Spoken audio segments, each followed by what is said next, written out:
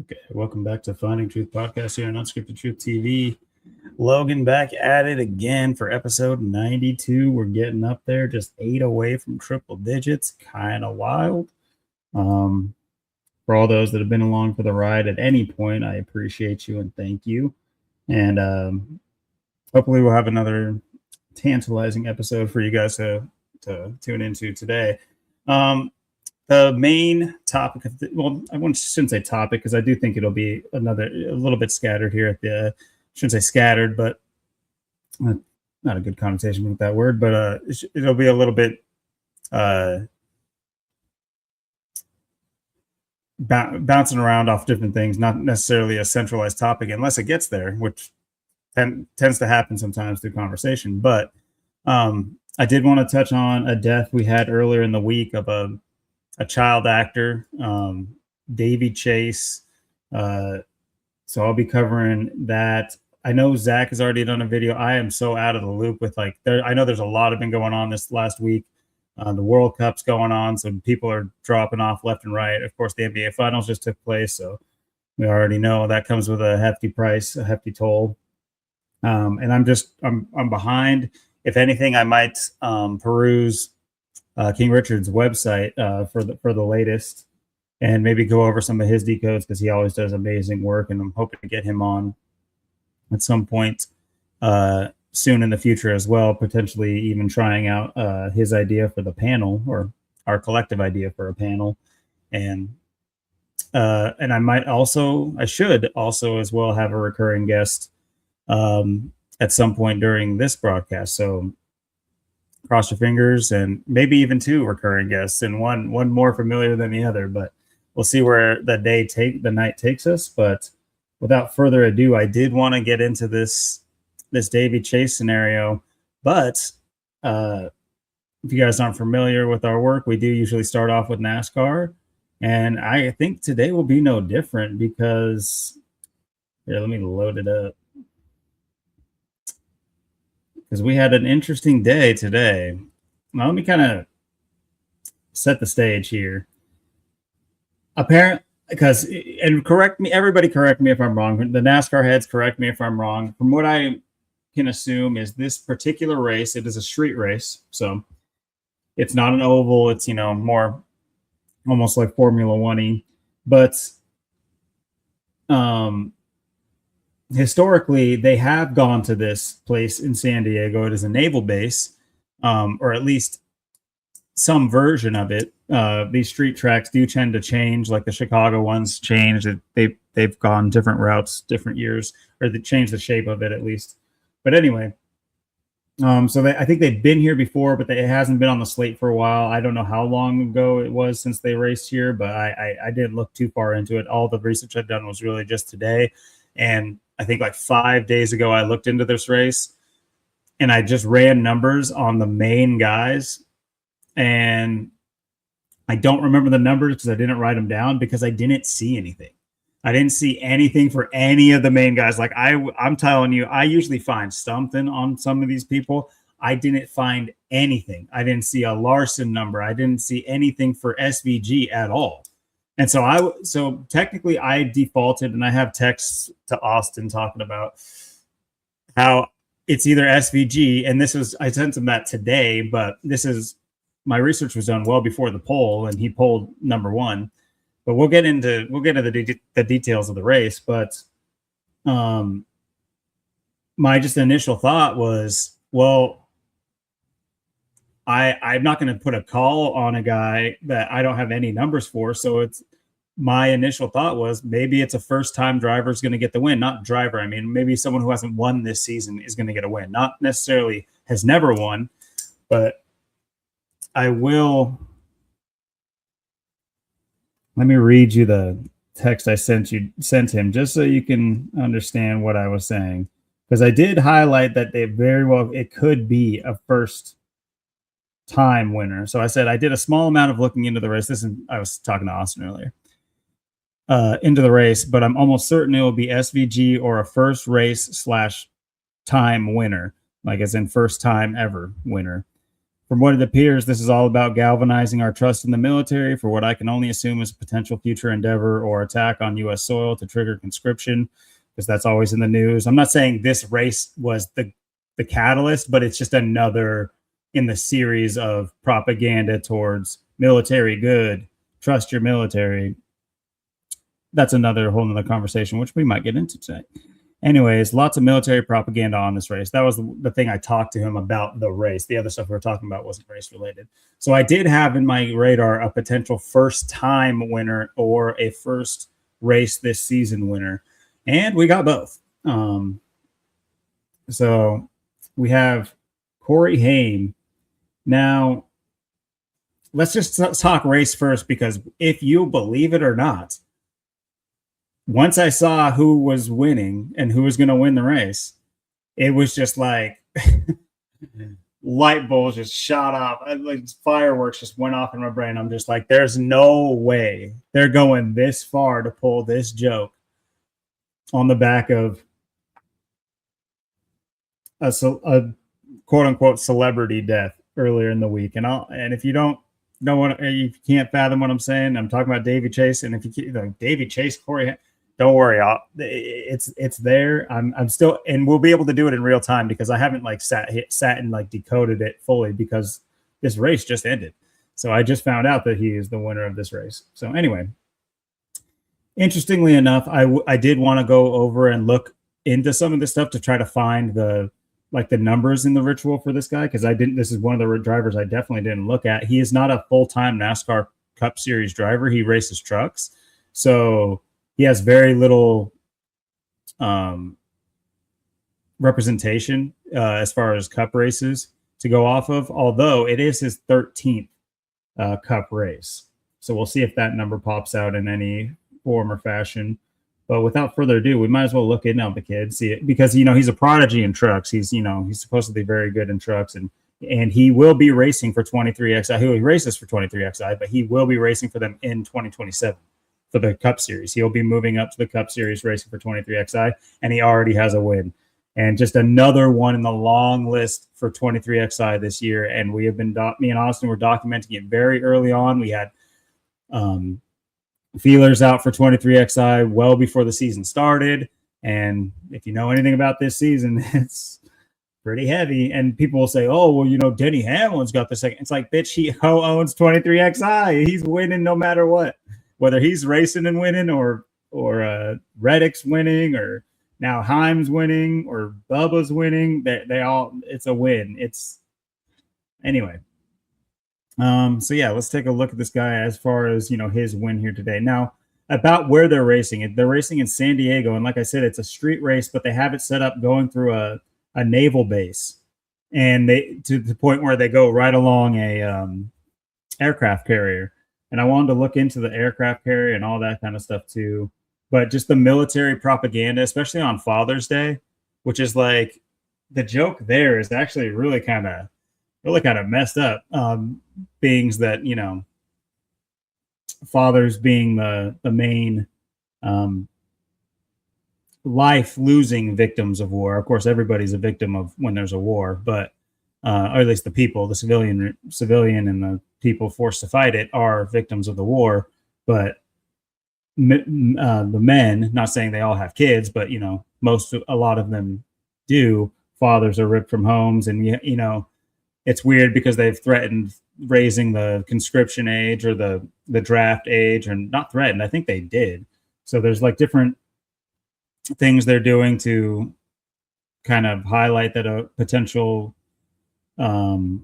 draft is upon us, and how will Americans react to it, because all these things are litmus tests, even if they're Auschwitz to a baseball game. They're all psychological litmus tests for them to see where we will move, how we will move, what we move like as a unit, because that's what we are. We move like clusters and waves, and they need to know where we're going to go, how we're going to go, and how many people will rebel, how many people will revolt, how many people will go along.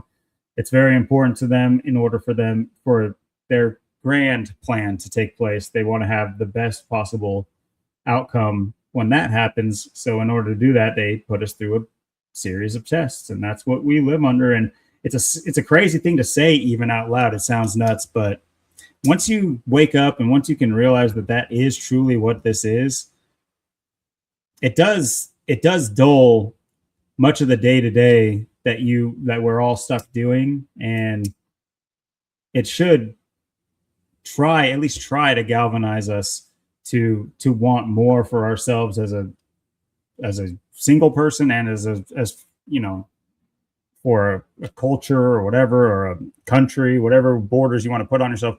For a unit of people, we should all strive to do better. Once you are able to wake up and realize that we are just test subjects for a grand plan that's yet to come, and the more we don't know what's even happening, the more they're able to plan for it. But I will get our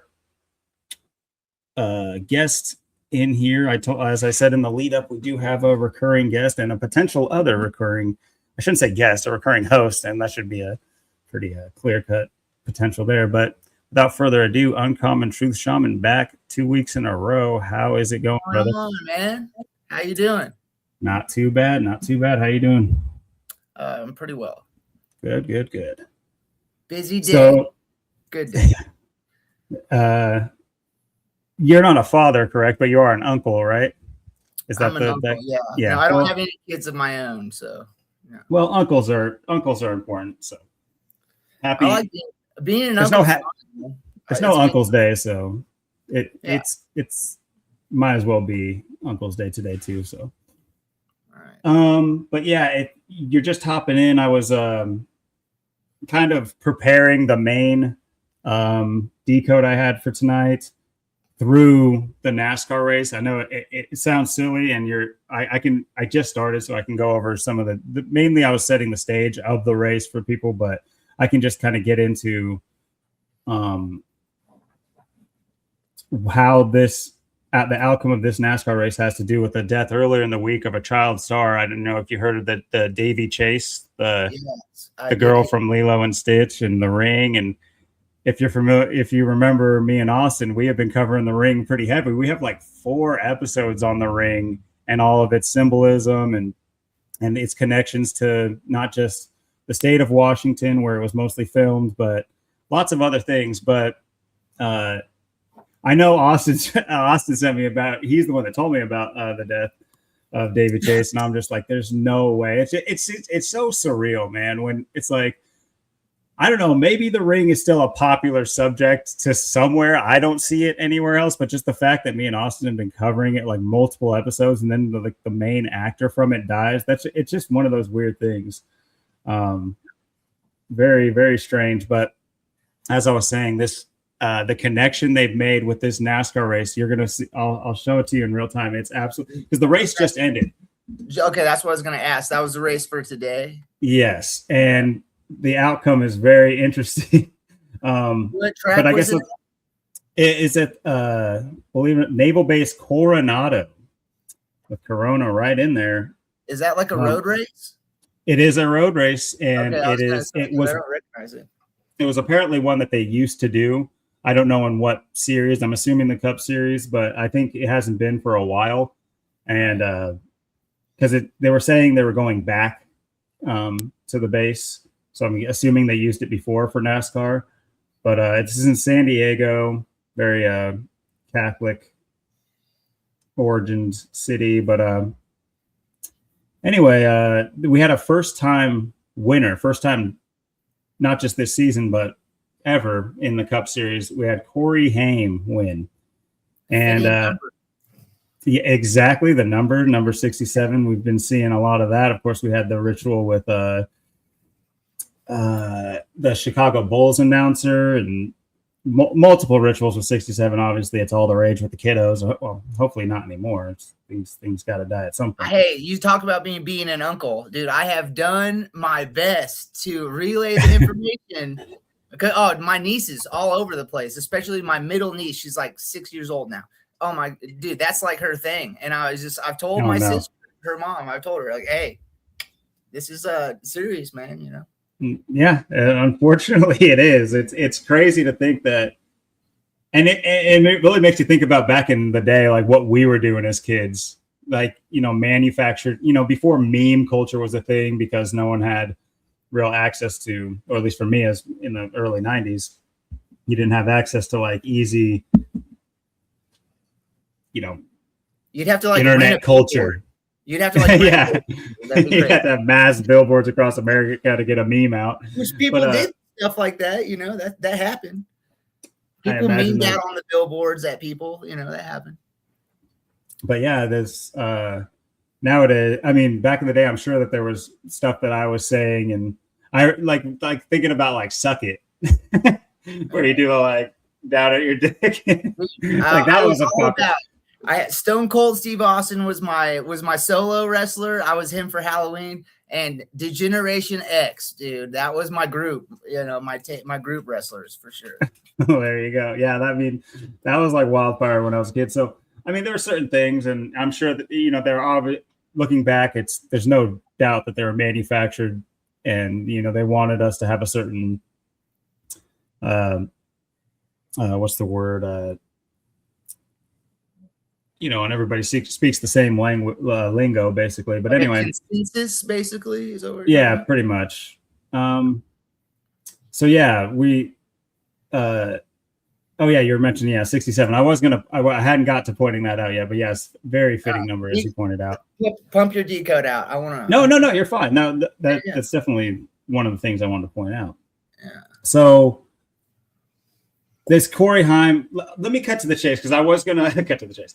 Let me get to why it's fitting that this guy wins today. Okay, so let me finish at least setting some of the stage for people who don't know who he is. He's a full-time truck driver for 23XI, which is the team that was took NASCAR to court in the offseason. Michael Jordan co-owns it with Denny Hamlin, who's been tearing it up. He's number 2 in the polls right behind Tyler Reddick. So it's basically 23XI and the owner of 23XI 1-2 right now.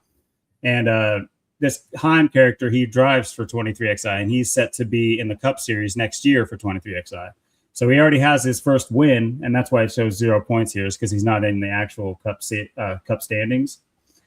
And then look at who wins. A 23XI driver. So technically, because Haim isn't in the series, Bubba technically won this race for the Cup Series. I know it doesn't technically work that way. It'll still go down for Haim as he won this race, but Bubba has the best finish in the Cup Series drivers, and he's his teammate in 23XI. Anyway.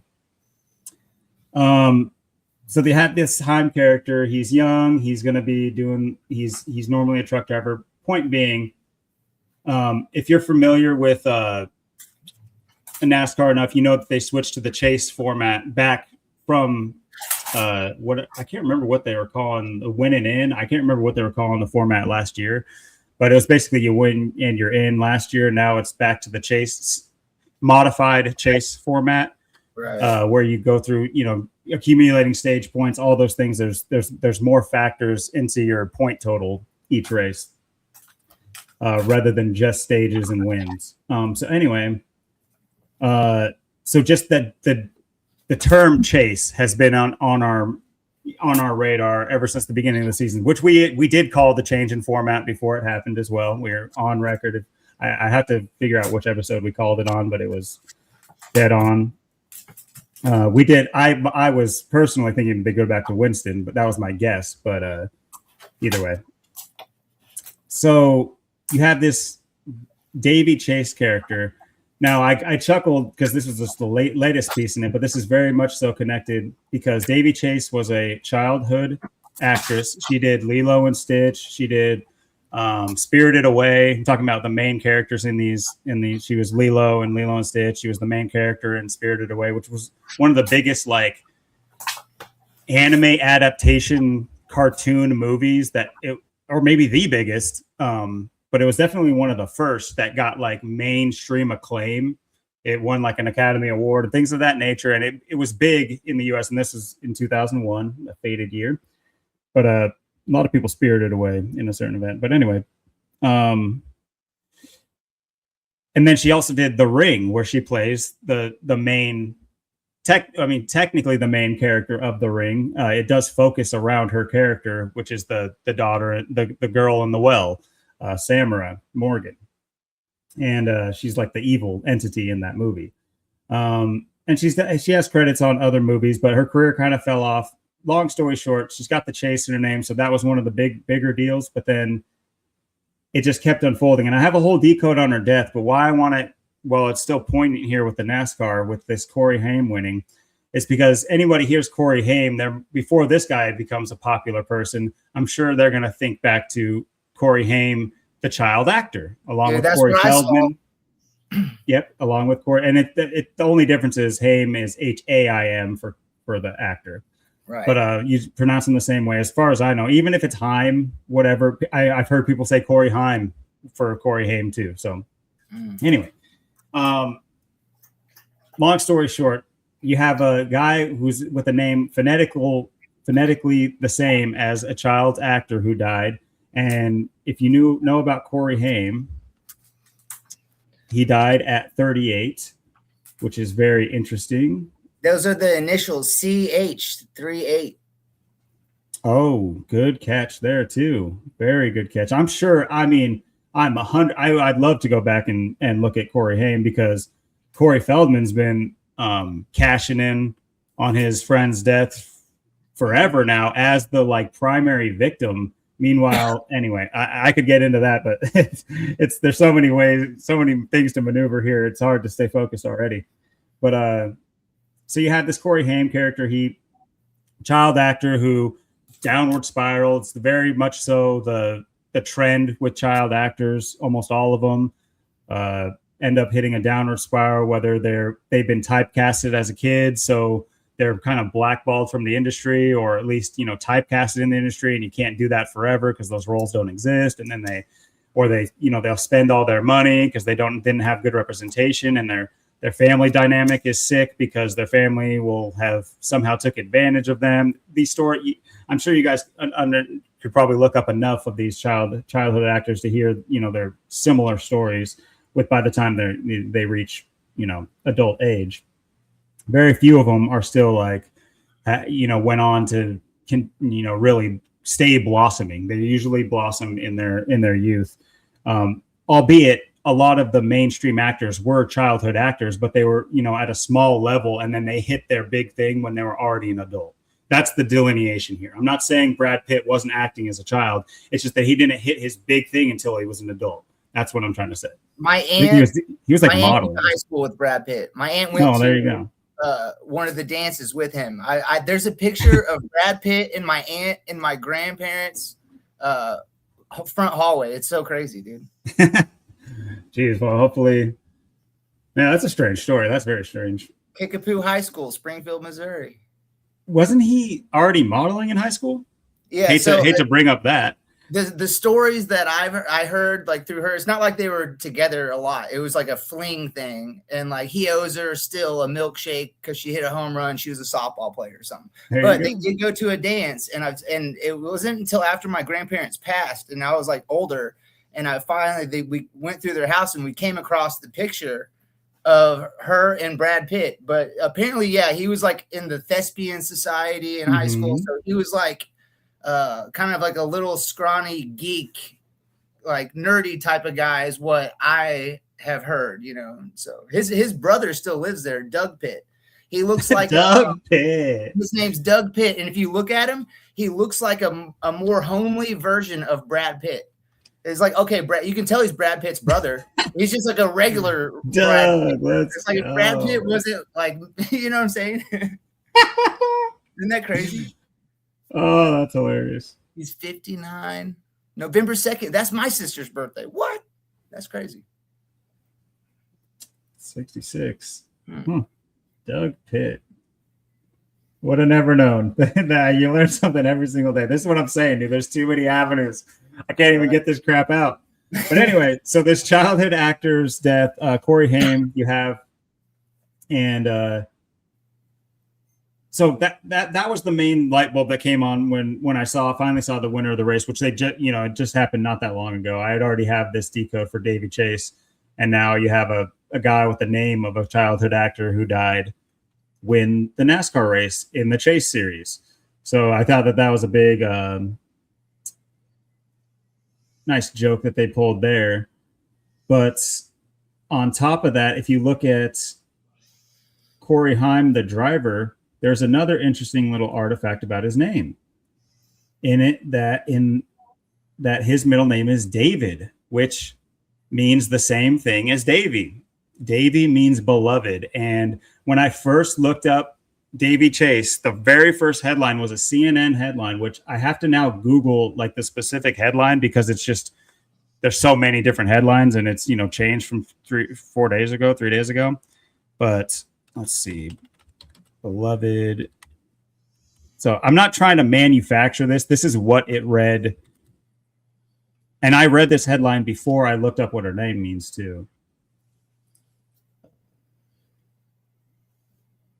Okay, so there's Hala, whatever that is. Beloved Disney star. They're saying beloved Disney star and horror icon, beloved Chase dies because Davy means beloved. David and David are the same thing. Davy is a derivative of David. And so it means the same exact thing, which I believe was in Hebrew. So this is, one of the ones you can trace back, very far. Anyway, let's see. It was also a CNN. Okay, here we go. Actors who voiced beloved Disney characters. So you can see how fans mourn death of beloved child star. It's just like you can see how they easily can throw a little mock into even just their titles for this person by showing you that they pay attention to name origins and things behind what is just the initial headline. They are, encoding it with, in this case, etymology, which happens all the time. Like we talked last week about the whole Philip Rivers lover of horses thing. So they do this kind of stuff all the time. But yeah, I just want to point out that, you have Corey David Haim who, rocking the name of a dead childhood star with the middle name, the same meaning beloved, just like her name means beloved. So I just thought that was very interesting that they had this guy win. Personally, I mean, as far as numbers wise, I did not break down this particular driver. I was in the quick little lead up before you hopped on. I was explaining that the only decoding I did for NASCAR was Tuesday, and I crunched the numbers on all the main guys, and I didn't find, like, I'm talking about a single number. Like, I always find something that it could be like, that's worth thinking about, unless it's like super stands out, and then I'm like, whoa. But like I couldn't find a damn thing for any, like Kyle Larson down the list of like the top 20 of the main drivers that I just ran the quick numbers and birth dates and things of that nature. I couldn't find a single hit, and so I had texted Austin saying, like, in my opinion, it could very well be a first-time winner this week or a first-time winner overall, and that's what we got. So, interestingly enough, that's kind of how it worked out. And I'm sure if I do the more thorough decode, this would make a lot more sense. But as far as narrative-wise, it's very clear that they're building up 23XI, the brand. They've been doing it all season long. They started with the off season with the lawsuit and all that, and now even through infamy too, even through like bad, what you consider bad press, like the whole Michael Jordan touching on the little kid during the celebration, Tyler Reddick's son or whatever it was, which I'm sure it was blown out of proportion, but it was still it's weird things they have these celebrities do. And Michael Jordan's not exempt. He's not like in control of the script. He's an actor in the script, guaranteed, obviously. Well, they had them do that stuff. You know what I'm saying? Like, of course. He was instructed to go do that and do so suggestive stuff. Yeah. Right on camera. It was right in the middle of the frame. You couldn't ask for a better shot of it. You think that's on accident? It wasn't even off to the side or the corner of where the camera, it was like, boom, right there. He was totally instructed to do that. And if you look, dude, a lot of times, like in the NFL and stuff, I pointed this out to my mom before watching a game. And like when they pan through the crowd, pay attention. look at the specific jersey numbers. Like a lot of times they'll have a fan in the stands that they showcase on the TV, the national broadcast, and they'll have like it won't even be a number of like a actual player that's a star on the team currently. It'll, like, I mean, you'll see 33 sometimes or 42, and like there's not a star player with that number. It's like, and a lot of times when you do that, if you look into what's happened in that day or of recent days, you'll understand someone probably passed away and they're wearing that number. It's not even the star on like, that's not the number of the star on that team. And then, but you realize, oh, blah passed away, like number 35. Oh, she passed away at 35 this like a couple days ago, or certain things that you see happen by the crowd in the stands. It's totally orchestrated. Those people don't end up getting panned on by accident. And if you ever catch some weird thing or funny thing or horrible thing, whatever, that's all on purpose. Those are Absolutely. Like they're fake fans. Like those are people that were instructed to go to this game, wear this jersey or this outfit. And when the camera at this time in the quarter, the camera will pan on you, make sure that you, whatever the script asks for, you know what I'm saying? And then, this can lead into kind of paranoia type inducing thought, but depending on how solid your mental is, but that is what this world is full of. Like, think about the crisis actors on the spot at every, fake false flag thing that happens in the country. Not every single thing is, but I'm saying all the ones that are. Those people are right next to you. Those people are, you go to these ball games, it's like you shouldn't be. But when you are, you could be sitting next to just absolute, like there's agents just right there who, and I'm there's levels to it. I'm not saying these guys are the top dogs. These are obviously guys that are, someone you could easily probably bribe a hot dog and That's $20 to do this. They're getting broke off a few $100. Hey, wear this. Here's this jersey to wear. Free game, free game and hot dog and a beer, and most Americans are in. It's probably like a lot of times if it's a person in the crowd like that, it's someone that given the ticket. It's their wife's friend's husband that has those probably connected in there, and he just needs somebody. So he's like, hey, here's a few $100. Do this at the game. Wear this at the game, whatever. It's a little bit of Hollywood brain that I have about this, but it would be I've thought deeply about exactly what you're talking about actually being there on the spot in these situations to verify that and go up to that, like see it happen live and be like, whoa, why'd they do that? And like go over to that person and be like, hey, so why are you at the game? How'd you get, and like hear, how, and then like be able to track the clues back like an investigator. I don't know. It's like some SVU shit brain or CSI brain I have, but that would, it'd be nice to have the system they have is guaranteed nearly impossible to track for a layman. A layman's not going to be able to track this stuff. That's why it's down to discernment. And we talked about this last week as well. You need to train your discernment. And I love what you said, that discernment is a skill, and it absolutely is, because I'm not so far in on anything that I can't understand that someone would hear what we're saying and think it's crazy. I can I'm not like, whoa, okay, you're lost. It's like, yeah, they might be, but I'm saying like, I can still empathize and understand that they think it's crazy. It is crazy. Yeah. It is crazy at the end of the day. So, well, I think as far as like the masses go, I think it's received a lot better or easier as compared to like maybe 8-10 years ago, you know what I mean? Like to where like you can get away.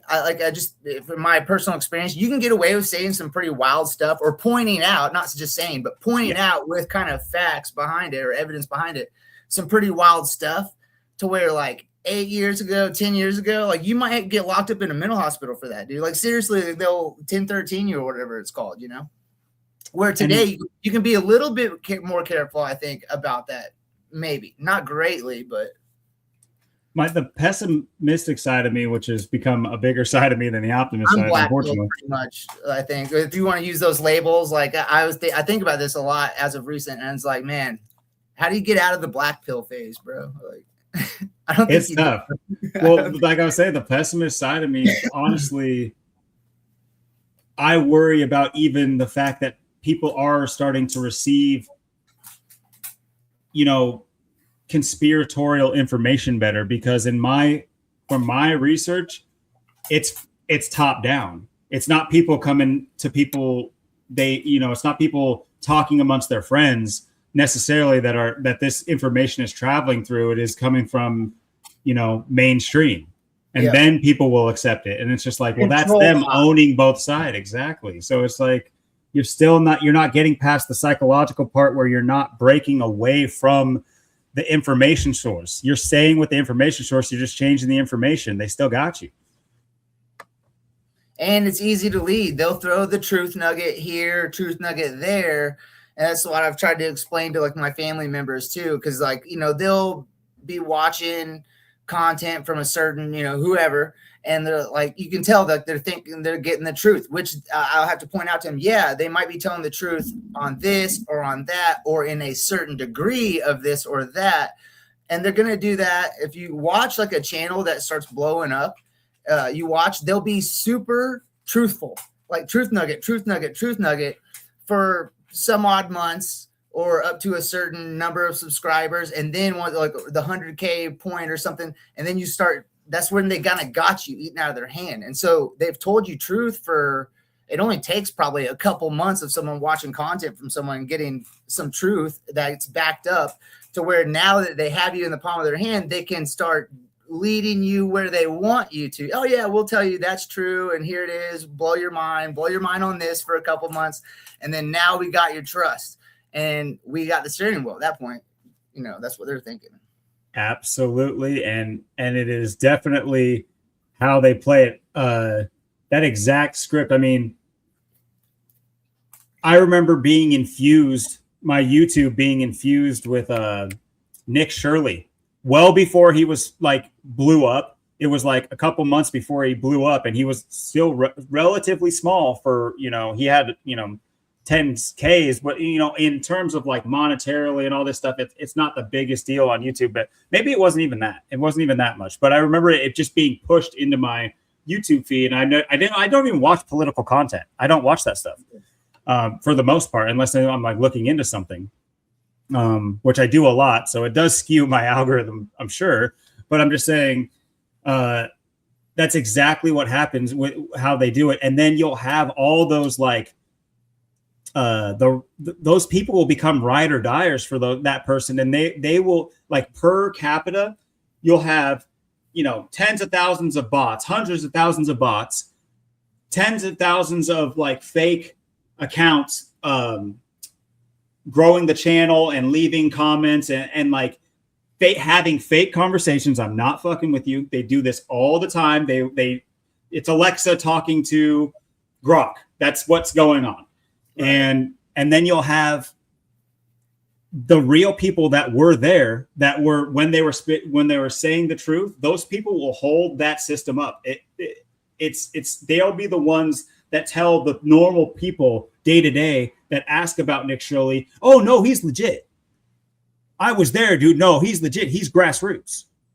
So it's this like fucked up situation they got it in, and it's just like, it's tough. It really is tough, but like it's not really that tough to discern what you were saying. The end scenario, once when they have merch, ready to go the minute they're famous, it's like, okay, like the day they pop, they got their merch lined up, they got the meeting with the White House, they got the meeting with the celebrity, they get the spot on the podcast, they got this and that. It's just like, they get pushed to the top of the algorithm. Like, for instance, just last week when the New York Knicks won the finals that night, it was like right after that, pretty much, I was like looking on my YouTube and same thing with like you. I don't watch Nick Shirley. Like, I've never searched Nick Shirley in the search bar or anything ever. Yep.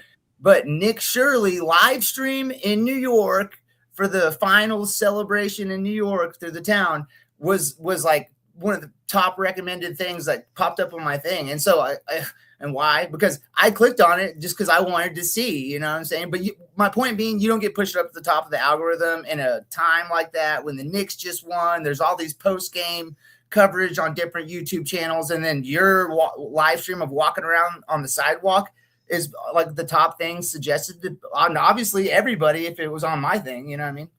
But And I turned it also- on.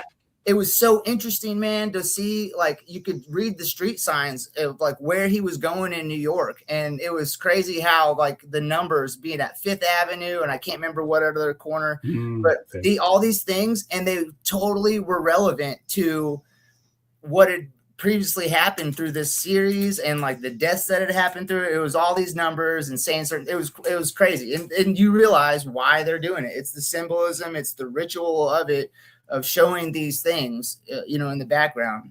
Right before Charlie Kirk died, Nick Shirley was the guest on Turning Point USA, and he was interviewing a black guy who got shot. I can't remember the exact like scenario. It was just very like haunting how they did it. They have him like because it was like a super show that day, because the end was, the main event was Charlie Kirk at that campus. And so, but leading up to that, they had a big like live stream session with their it's just so funny. You look at like Charlie Kirk's producer, it's like, he's evil.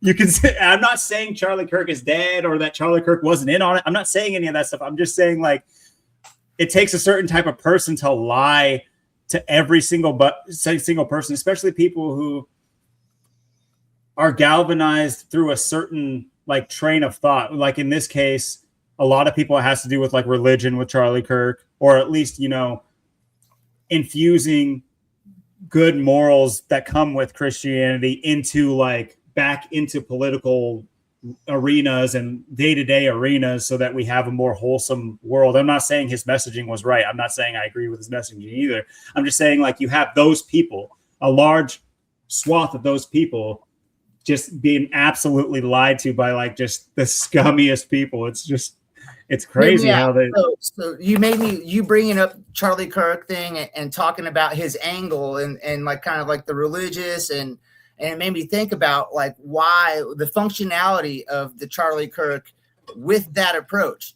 And it makes me think of like the powers that be. Like, what do they have it feels like a pressure cooker. It feels like that shoe's about to drop and we're all waiting for it. No, there's going to be no surprise for, people, especially like you or I, when that thing happens, whenever. We're going to be like, of course it did. Right. But I think that, like, for instance, with what happened like 6 years ago, a lot of people talk about that being kind of like a test run or a trial run of sorts, and they're have plans and have run simulations to do this again, of course. And so I agree. I think it was kind of like a test or a trial for 6 years ago. And, when people are saying like kind of bracing for what is the next one to come, I don't think it's going to be the same. I think like for instance, we had curfew and all this stuff when the last one happened 6 years ago. I was down in Marietta, just outside of Atlanta. Dude, curfew, what? Dude, it was awesome. There was no one on the roads. There was no cops around. The only thing that was around were like AT&T and like telecommunications trucks were everywhere. But dude, you could drive anywhere all over the place. The curfew was like self-imposed. And this is like right outside of Atlanta. You know what I mean? I mean, there's total authority in law enforcement everywhere. So I think it was a trial run. I think it was like a kind of a desensitization for this. And I don't think this next one's going to be as nice if you get what I'm saying. Like curfew, I think will be enforced. Like, things that were some things were kind of enforced last time, but I think it's going to be a little bit more clamped down this next round. And so, with the Charlie Kirk thing, it makes me think of why would they have this be a big deal, the whole Charlie Kirk, with his angle, with his religion, kind of going back to more traditional values, right, and traits, in a way almost trying to like make, because here's the thing, it's a 50-50 deal, right? Like this is a two-wing bird. It's the same bird, but it's two wings, and it's about split down the middle. So you got left going wherever, but I think with Charlie Kirk, the whole traditional, trying to bring back these religious morals and values. It's to try to make at least 50% of all of us out here a little bit more docile, right? And a little bit more less aggressive, less ready to like maybe stand up, you know. If we're taking kind of a more of a Charlie Kirk approach, like while he was speaking aggressively and everything, he wasn't to me, it seems like that was a way to get half the population where they want them, as far as like morals and values, and if it were to be an opponent, like, because like I said, I think this next round of sickness, it's going to be different. I don't think they're going to be as argumentative about the different mandates or whatever. I think they're going to be a little bit more like forceful on that. I mean, well, you make a great point, because look what they did right after his death. I mean, they have a stadium planned within like 2 weeks or however long it took. I don't remember the timeline exactly, but you know, they have a stadium with, you know, like it's a grand ball for Charlie Kirk's death with his wife, quote unquote wife, speaking, and she instantly forgives him. She forgives the killer, the supposed killer. So exactly like you're saying, the pacification and the people live vicariously through these characters. And so they'll think twice before taking action against it. It's Jesuitism. That's actually what it is. It's Jesuitism. It's speaking one thing with like the result you're wanting to be the opposite. It's right. Jesuitism. They are telling you, you know, you need to be ready. You need to be, which I don't think Charlie Kirk was any kind of anti-government. He was very much pro-government, obviously being involved with Trump for, you know, he said things that were pushing, you know, he wasn't anti-government, absolutely. No. But he said things that were, you know, in opposition to how government is doing X, Y, or Z. And that's why the left exists. That's why the radical left, they got us. Yeah, they got your kids. They're going in their bathrooms. They're reaching down their pants just like I would. That's why, okay, what I was going to say about the 50-50, you're absolutely right about 50-50, and but that's the equilibrium of a pendulum. It's not, they don't want it stuck at 50-50. They want a pendulum swinging. And that's why you feel these like waves. Like when I was a kid, it was a Republican wave, especially after 9/11. Who in their right mind was thinking about gay rights after 9/11?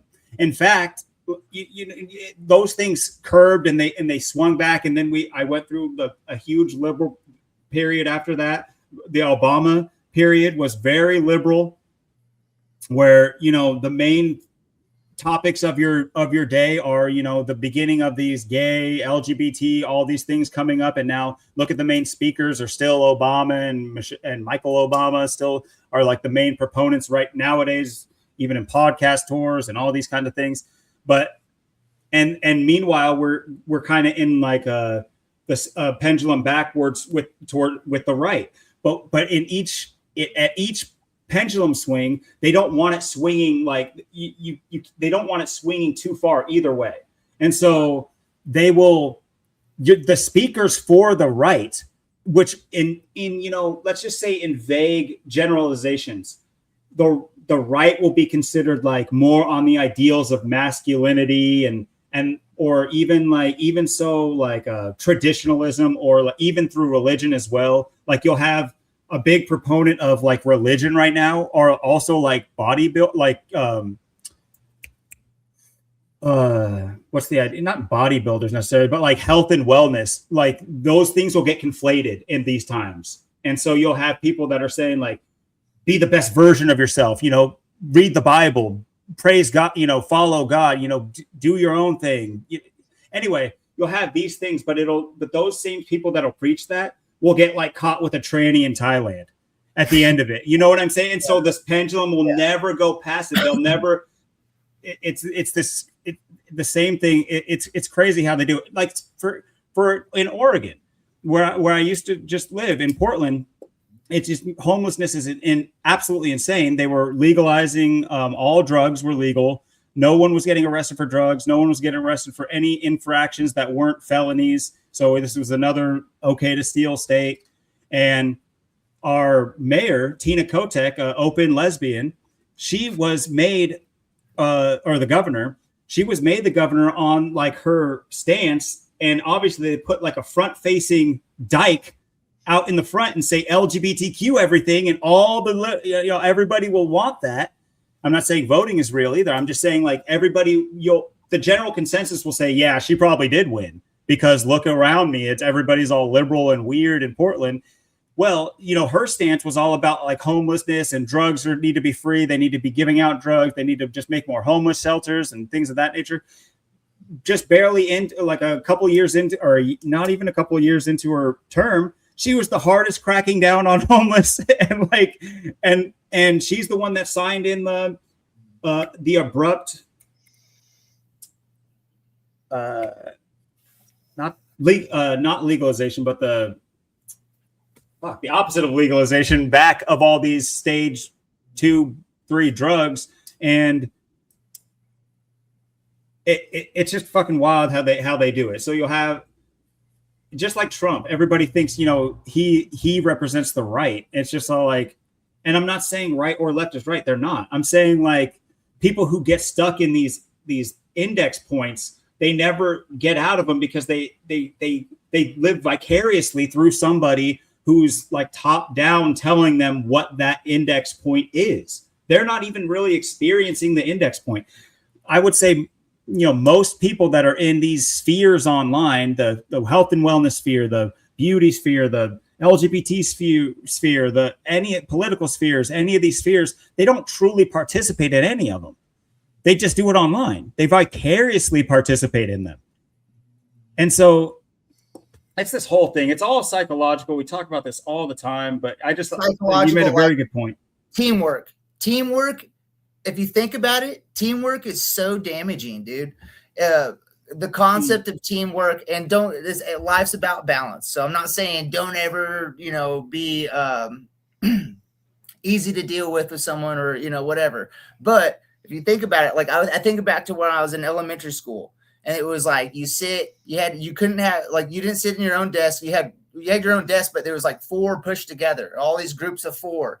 And like if there was like a project assigned, they would like have a group projects all the time, and group presentations, and group this. And it's that group mentality to where you're talking about like the dudes on the right compared to the dudes on the left, and also, and what that kind of is, a portion of that, is the fact that these people are so insecure that to like kind of stand up or have their own thoughts or stand up for their own morals or values or what makes sense to them.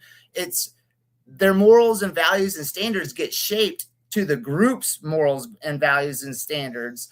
And those groups are obviously controlled by, the higher up that want it to be a certain way. But I think if people were a little bit more individualistic, and weren't so worried about being in a group, and having to think the way that the group thinks, then there would be, I think if it was more like individualistic for 10 years, where people just did their own thing for a minute, I think a lot of people would on their own come to the consensus of like a lot of the stuff that they try to make pass or go fly with, wouldn't work if people weren't shifting their ideas or perspectives to be aligned with the group.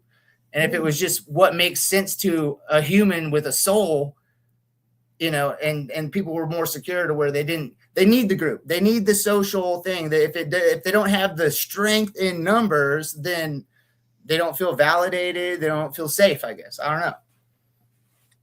Me personally, I don't care. I don't want to be a part of any group, actually. I don't want a group. Well, here's what I'll kind of rebuttal. I do agree with what you're saying, but I'll give you a slight rebuttal because I think it's like that, but just slightly different. Well, you did hit it on hit the nail on the head with saying, the lack of individualism. That is their core mission. When people associate with groups, they lose their individual identity within that group. And that's how you get people who can control thousands of people just one person can control thousands of people. That's how you get cults. That's how you get cult mentality. That's how you get these things, is because they strip you of your individuality very first. The very first thing they do in the army is strip you of your individuality instantly, right off the bat. There can't be somebody who thinks differently than the corporal, than the sergeant, than the, you know what I'm saying? And they'll tell you, you know, that 10 seconds of distrust could lead to your whole battalion dying. So once again, you are the battalion. You're not you. You are the battalion. Are you going to be responsible for all these people's death? Is that what your individuality is worth? It's an easy way of stripping these people down. And, you know, especially the ones that see death on the battlefield, that they're easy pickings. But what I'll say is teamwork can work. What teamwork demands is individuality. Teamwork only works when it's individuals coming together as a team. And that's because no one person has the answer for everything. No one person should be the answer for everything. That doesn't even make any sense. What would be the point of a team if you know everything and you can do everything? What's the point of a team? And that's not what we're dealing with in our world. We're not dealing with a bunch of people that know and do too much. That's definitely not the problem. I mean, they know too little and they do too little. Yet everyone wants to be the chief in today's world too. So it's like if, for instance, on a baseball team, you know, you got outfielders, infielders, pitchers. There's all these specified, like, where if you're good at this, if you have these certain skills or these certain skills, you go here. And I think it's just like teamwork confusion almost in today's world, to where it's like you made the point, there isn't just a whole lot of like skills or competence in any of those areas anyway, and not just baseball, just saying in general. Yeah. But then also I think everyone feels like they deserve like the number one position, you know, or especially with like equal opportunity type of things. Everyone, you get what I'm saying? Everyone feels it, not everyone, but a lot of people start to feel entitled to things that are totally out of their skill, or, you know, maybe simply they just don't deserve it for different reasons, whatever. Agree. And these, you know, the stripping of the individuality is a core tenet in 1984, and with, you know, the big bad red countries, you know, the socialist and communist countries, those are the, you know, their first things too. It's a group mentality thing. Not sitting here trying to get too political about it either. It's just but yeah, in order to sell propaganda wholesale, you need to sell it to one being. I'm not saying one person, millions of people acting as one. Rather than trying to sell it individually to millions of people, you sell a larger idea to a larger group, and you control larger groups easier. And it's the same thing with left and right. That's why see, I don't even remember the name of the third party. That's like libertarian. Yeah, well, libertarian / the other word they have for it. But anyway, that's why it boils down to fear. You know, it's fear. And I don't know, but if I had to guess, in general, I would say like the top two fears, like one would probably be people's fear of death, and then like probably two, maybe, especially in like maybe a westernized society, is the fear of being alone. You know what I mean? They're being alone. And so that goes to where I was saying being more individualistic or whatever. And so it's about balance of being part of a team. But then also there's a lot of fear put into being alone, you know? And that's because their parents didn't raise them to fend for themselves either. There was no, that comes from like a dependence that was put on people at birth. And those parents had dependence put on them at birth as well, or, you know, throughout their childhood. And those things stick, and you're not able to see it. You reach a state of fear through like being alone, whereas you ask me about being alone, it's just like, bro, I could thrive out in the wilderness by myself. I swear, I tell myself that's just how I feel. That's who I am. I know I could do just fine. Maybe I would go crazy. Maybe I would succumb to all the things that everybody would eventually succumb to. So be it. But I would go and do that. It's like, I have a family. I'm not doing that. But I'm just saying, like, I feel like I could do that. It doesn't cripple me, the idea of being alone. And what I wanted to add to that is, it's very funny how Eastern and Western societies treat these things. Because you look at like countries like Japan, who are the progenitors of anime and this cartoonified vicarious life, because the far and wide the average life of a Japanese man, in particular. I'm not saying women don't work too. I'm just saying the average Japanese man, who are the main protagonists of most anime shows, wakes up dead ass early, goes to work, boring ass job, goes home, does the next thing the next morning, lives in a tiny house. It's just very compressed and like very, the suicide rate in Japan is insane. So without getting too far into those details, the point is the things that the propaganda in Japan is anime. That's their form of propaganda, is through the manga, the artwork they use to propagandize and let people live vicariously through these characters. And you know what you see in especially shonen animes, the story-based animes, think of like Dragon Ball, One Piece, all these major, it's like you have these unique individuals forming a team and getting the task done. They show you the formula knowing that you're not that guy, pal. You're never going to form a team of individuals and break out of this. So here, watch the show of people doing it. Vicariously, you can feel like you started a revolution because you watched the anime of it, because you're not doing it in real life, my friend. Of course. So yeah, well, that's pretty interesting, because it's almost like the nothing new under the sun. When was it World War II? Was the guy's name Edward Bernays? That was like the big propagandist artist. I think that's who it is. He's definitely like the father of propaganda, I think. But he had this specific type of artwork that he used. Whoa, 11/22 birthday. Okay, buddy. All right, buddy. Let's keep popping up. Yeah. Vienna, Austria. Who else was born in Austria? Anyway, I like his mustache, though. I like his mustache. He's got his birthday is JFK's death day, and he died in Cambridge, Massachusetts, which is the Kennedys. Park the car at Harvard Yard. You know what I'm saying? Cambridge, very Massachusetts. Very interesting. Does it have death day too. How this history of a man who brainwashed America? Does it have any pictures of his art? Yeah, I was gonna look it up. Because it's kind of like Green Day had an album that kind of reminds me of Edward Bernays' style in a sense. I don't know what these are. Seems to be that he had cigarettes.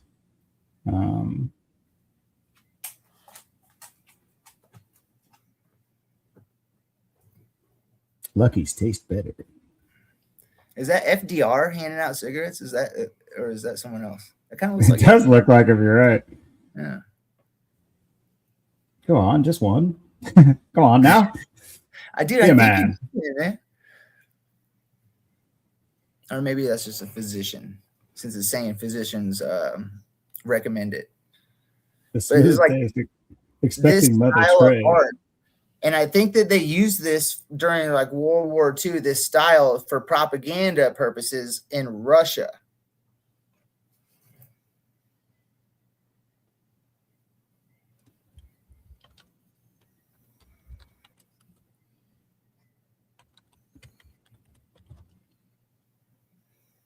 Yeah. Yeah. So it's famously wrote the book Propaganda too. Yes. It's like that font and stuff, and kind of the way like that I don't even know what it says, but over there, the bottom right, like that, there's a Green Day album with a fist that looks whenever I see it, it reminds me of Edward Bernays, his Russian propaganda like style. Isn't the exact motif with just a fist? Yeah, pretty much. Yeah.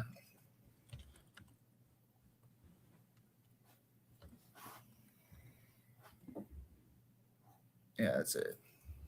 It's Bernays. Heart grenade. With the red and the black and the white. American Idiot fitting too. Absolutely. Never been a huge fan of Green Day personally, but yeah, me neither. Yeah, this is definitely a character to look into. I've already heard of him. I know he's the father of ads too. I just didn't associate the name instantly, but yes, he used what is the term of psychology they use images with? I know it's propaganda, but I'm saying like subliminal. Yeah, subliminal advertising. Yes, that is exactly what he's pioneered, or at least championed, and basically was contracted by countries to get the citizenry, in line, basically, or at least on the same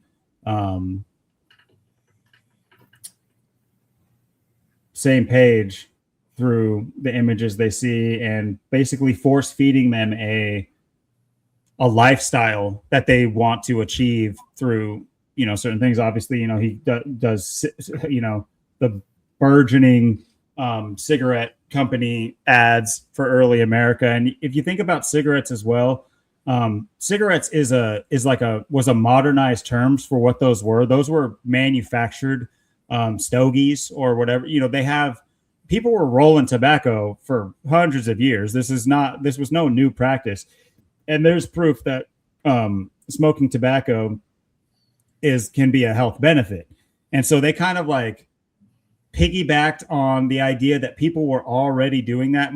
At the same time, it was a two-pronged attack, because they were attacking the industrial farming. At the same time, they were attacking first of all, land ownership, especially for people that owned acreage that they farmed on. Anyway, it's a long story, but they basically pushed people into a place where it just became far and away more convenient to just buy these new cigarettes and then they were in all the talkies. Oh boy, didn't you see that cigarette in the talkie? Oh, he got all the girls. I'm going to try that one. So, it was a multifaceted attack, especially with kids in high school and early America, where they were all smoking, and obviously that propagated until now. So they just smoke these little retarded cylinders that's just like, oh my gosh. So part of me is just like, man, grow some balls, man. Just smoke a cigarette at this point, bro. You look so stupid. Get that thing out of your mouth. I hate it. Is interesting because I've watched a couple 70s movies the last within the last week, and they're still smoking in the 70s movie. Mm-hmm. Like every movie, there at least one cigarette's getting lit at some point in it.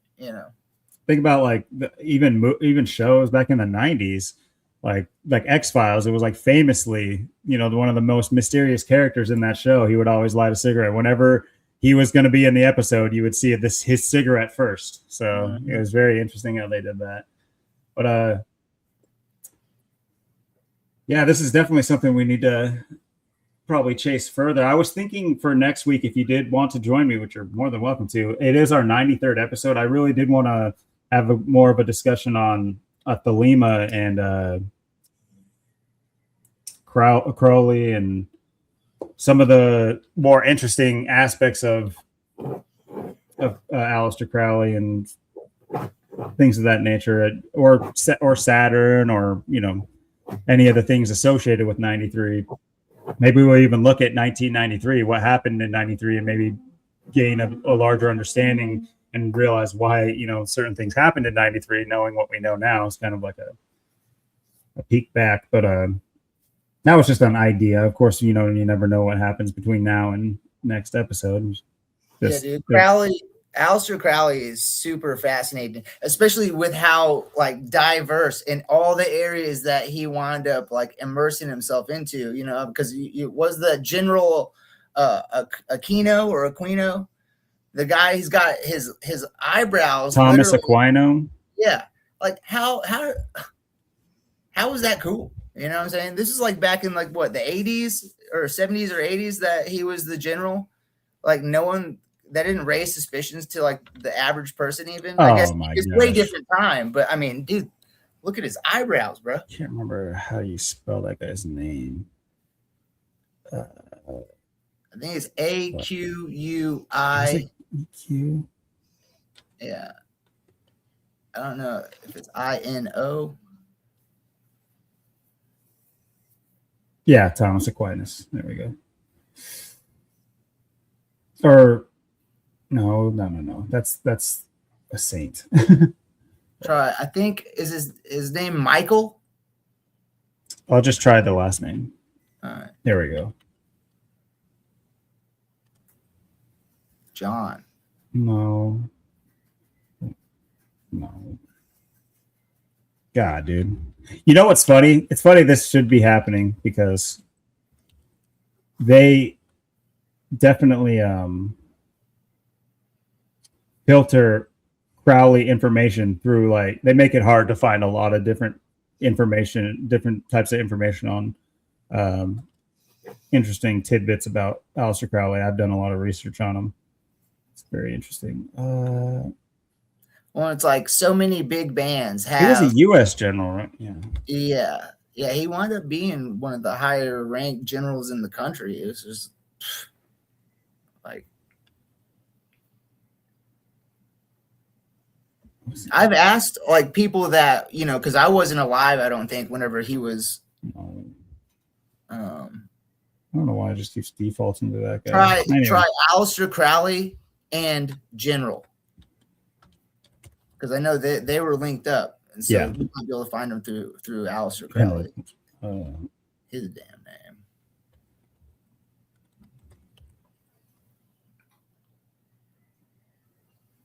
No, he was not a general. Thank you. It says Major General Fuller. Maybe he wasn't a general.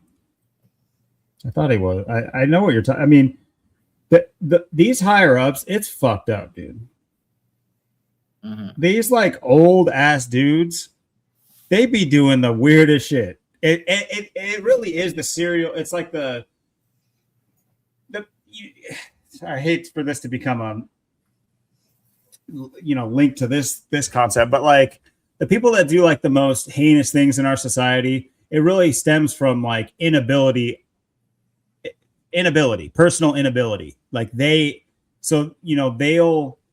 seek to have dominance over somebody else to fill in that gap that they can't, just because they can't muster a certain thing up themselves. So they'll compensate that with, some outward show of force or dominance in order to achieve said thing. And I'm trying to be very vague because it has to do with a certain subject, PDF subject, which it all plays into the same thing, especially when you're looking into these guys. It's just like, I'm sure.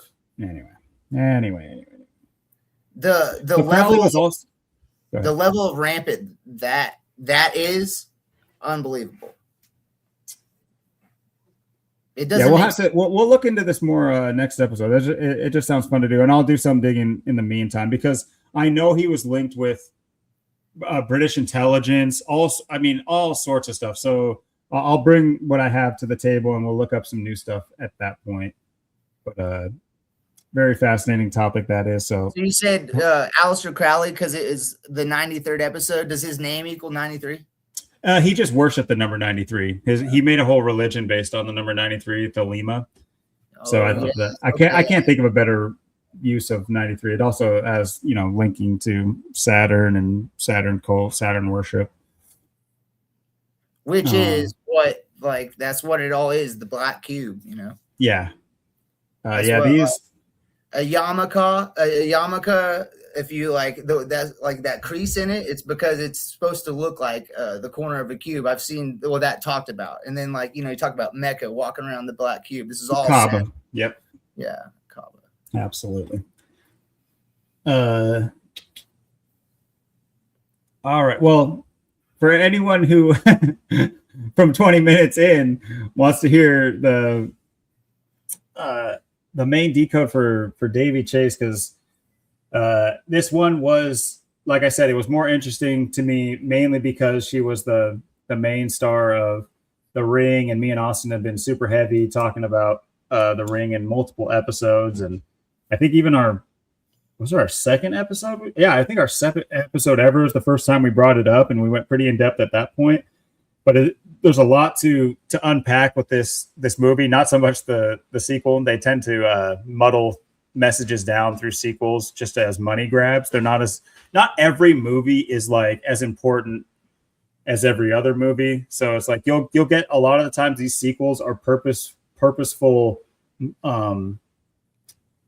dilution of the message from the first movie, which is why most sequels don't live up to the first. That it's by design.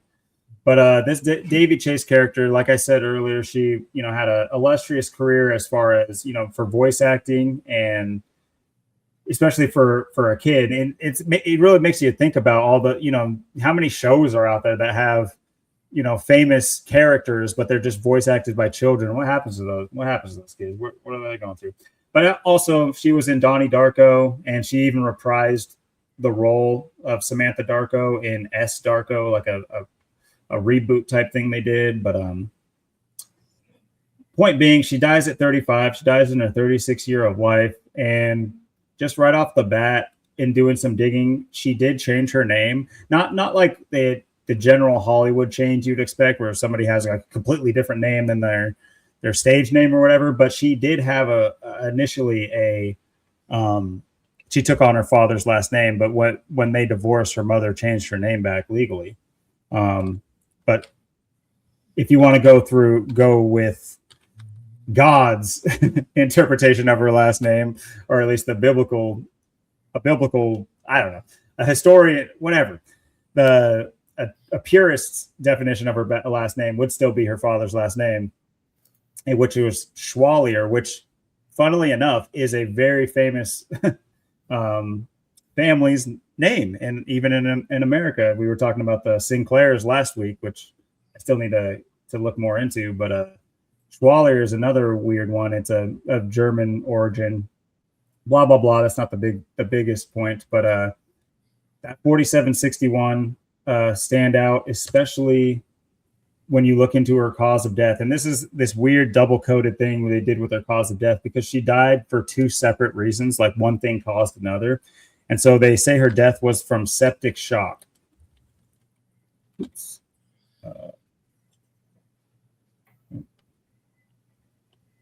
Not shock. Septic shock. You see the 4761, just like her, I guess, one of her last names. And then, of course, you have her name, her slave name, if you will. As people knew her, Davy Chase has the 56 and that 61 as well. But the true, or I guess the way they say that she actually kicked the butt, what she actually kicked the bucket from was meningitis. And there's that 5661, just like her name. So this is just, this is commonplace with celebrity death. It's going to be the day they die, the way they die.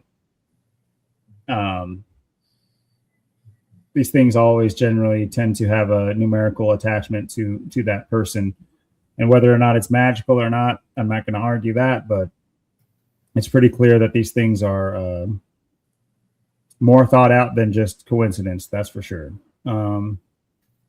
So like I was saying, she dies in her 36th year of life. She was just about to be 36 in earnest as well, but Chase, that last name and that all important word that links her to that NASCAR race earlier today equals 36. It's some interesting other numbers too, that 27 as well. But even more interesting. So I would say, like, those are some like base level facts, but I mean, I think the big one, if you were to talk to somebody and you were telling them about what happened to this person, I mean, this is one of those ones where it's just like, guys, absolutely good luck. Good luck explaining this. Oh, when did Lilo and Stitch premiere? Oh, on June 16th? That's interesting. Well, when did Davy Chase die? Oh, June 16th. Oh, okay. So, with her name equaling 160. Yeah, the 16s. Yep, absolutely. And so 24 years later. That's interesting. What character did she play? Oh, Lilo? Oh, 24? Huh. Okay. I guess. I mean, sure. I mean, the 48 and 21 are also interesting, but that's superb. And let me just I mean, obviously that right there links up without needing the calculator. But also the live action movie, they reprised that with a live action just last year, and that came out. Okay.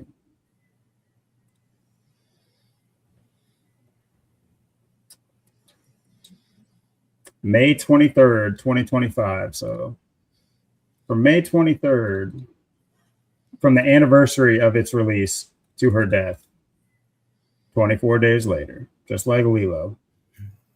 And of course, her birthday, July 24th. So, like I said, she was almost 36 in earnest. But from her death to her, what was it? Yeah, 23. Next birthday would have been 38 days, just like her name, as well as, the association with death and 38 and murder.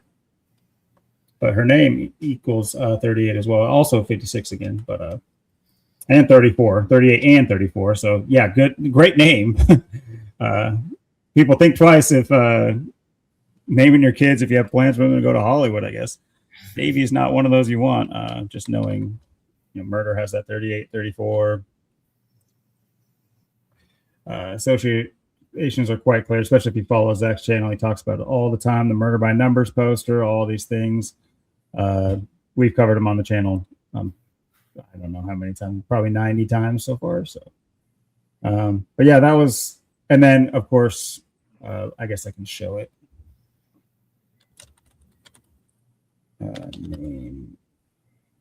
I'll just say name. I usually look up etymology, but the name Davy is primarily a gender-neutral American name that means beloved. And I looked more than just the AI overview, by the way. I went to, it's a Hebrew word, and it's not Davy, technically. It is David, that means beloved, and especially if you think biblically, that'll make sense. As, King David. But Davy is the derivative of David. It is derived from David. There is no primary source of like old world, an etymological source of Davy that isn't David. So that's what I'm trying to say. It means the same thing, is what I'm saying. A diminutive of David. That's the word I was meaning to say.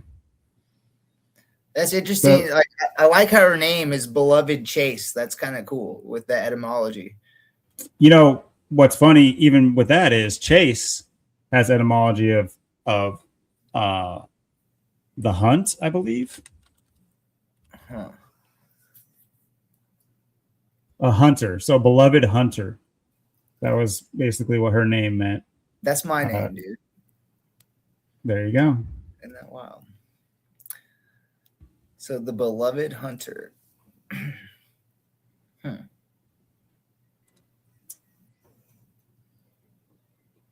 And best believe there was weird overlaps with the characters she's played as well. I just didn't deem it necessary to show like every little thing. I don't want things to get convoluted, but I am sitting back and finding them very interesting.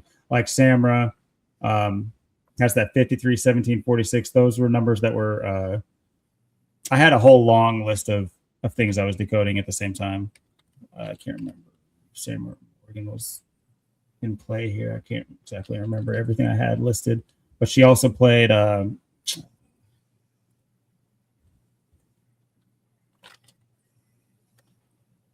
whatever this character's name is,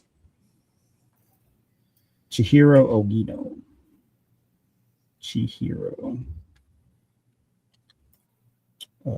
Chihiro has that 38. It's like the 119 as well, just like her death. She dies of meningitis. Was it with her last name as well? I can't like I said, I had a whole list. I didn't write it down because I wasn't planning on presenting it, but there was a bunch of overlaps with characters she's played in her movies, matching with other characters she's played in her movies. Like I remember there was a match with Samara to another character.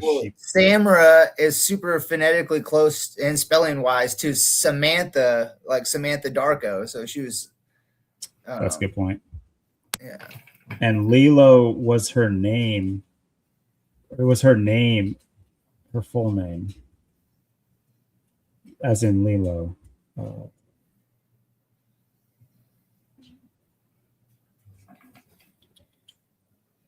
Okay, no, this is the okay.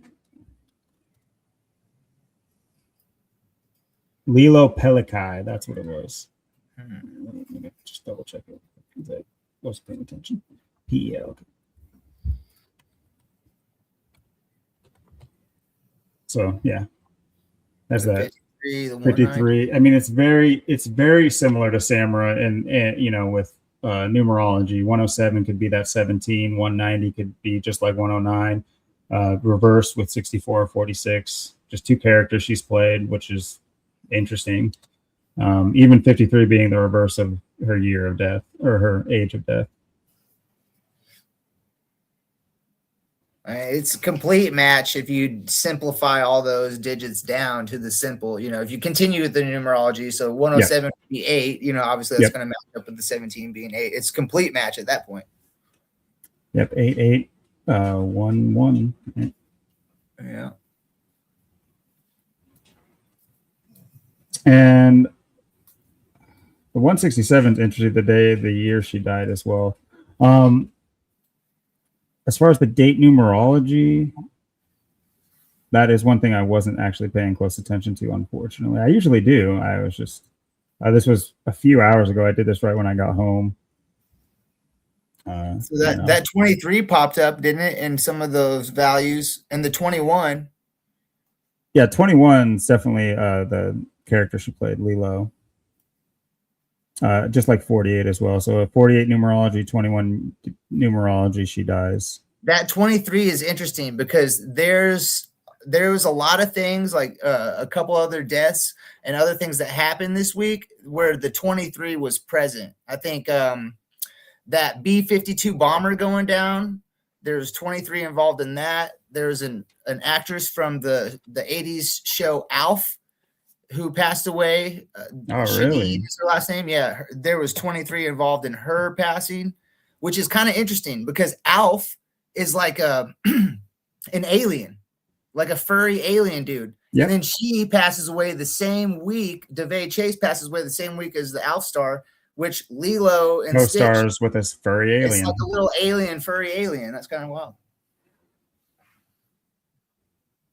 If I'm not mistaken, is that correct? I've never seen Lilo and Stitch, isn't it? It crashes onto Hawaii. It crashes into Hawaii, and the whole story is like there's a whole another race of them, and hold on. I'm gonna grab my notebook. That B-52 bomber thing. I wrote some things down. Yeah, this is crazy, especially if you guys weren't available for last week's episode, me and Truth Shaman here, we're just talking about kind of the phasing out of older technology and through disasters. And I brought up the Hindenburg and things of that nature, but like, here we go again. This is days after our discussion on it, and they have another one in the headlines. This time of B-52. Well, you said that as far as the DeVay Chase breakdown, certain numbers that you were pointing out are all in this as well. 38. So this B-52 went down at Edwards Air Force Base. Edwards AFB, how you'd abbreviate Air Force Base. Edwards AFB equals 38. There we go. Oh, yeah. And 61. I think she equaled 61 in some as well. Yes, absolutely. Same cipher. It's got that 187 as well. Society of Jesus. It's got the murder numbers. Oh, yeah. Be great to be stationed there. The Edwards Air Force Base, it's located in Kern County, like Kern, and that equals the 47 and 52, like a B-52 crashed, and I think she had 52 and 47. And 47, her cause of death. And And then B-52 bomber, just like that, has the 109 like she did.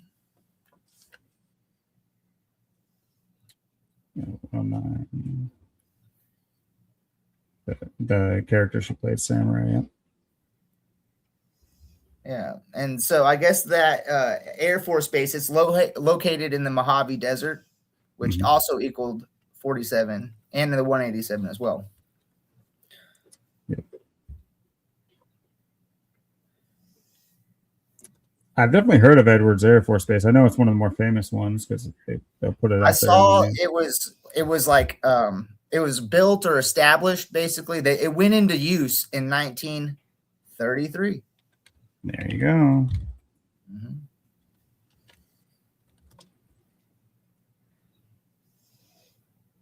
Oh, that reminds me. This latest NASCAR race, which, you know, this is not generally that much further away from where this NASCAR race took place, by the way. There's other tragedy in California, so funnily enough. But I almost lost this little nugget, which is worth chasing. So not chasing. So this naval base Coronado, they're on a naval base. It is sponsored by Anduril. So I'm like, what the hell is Anduril? Anduril.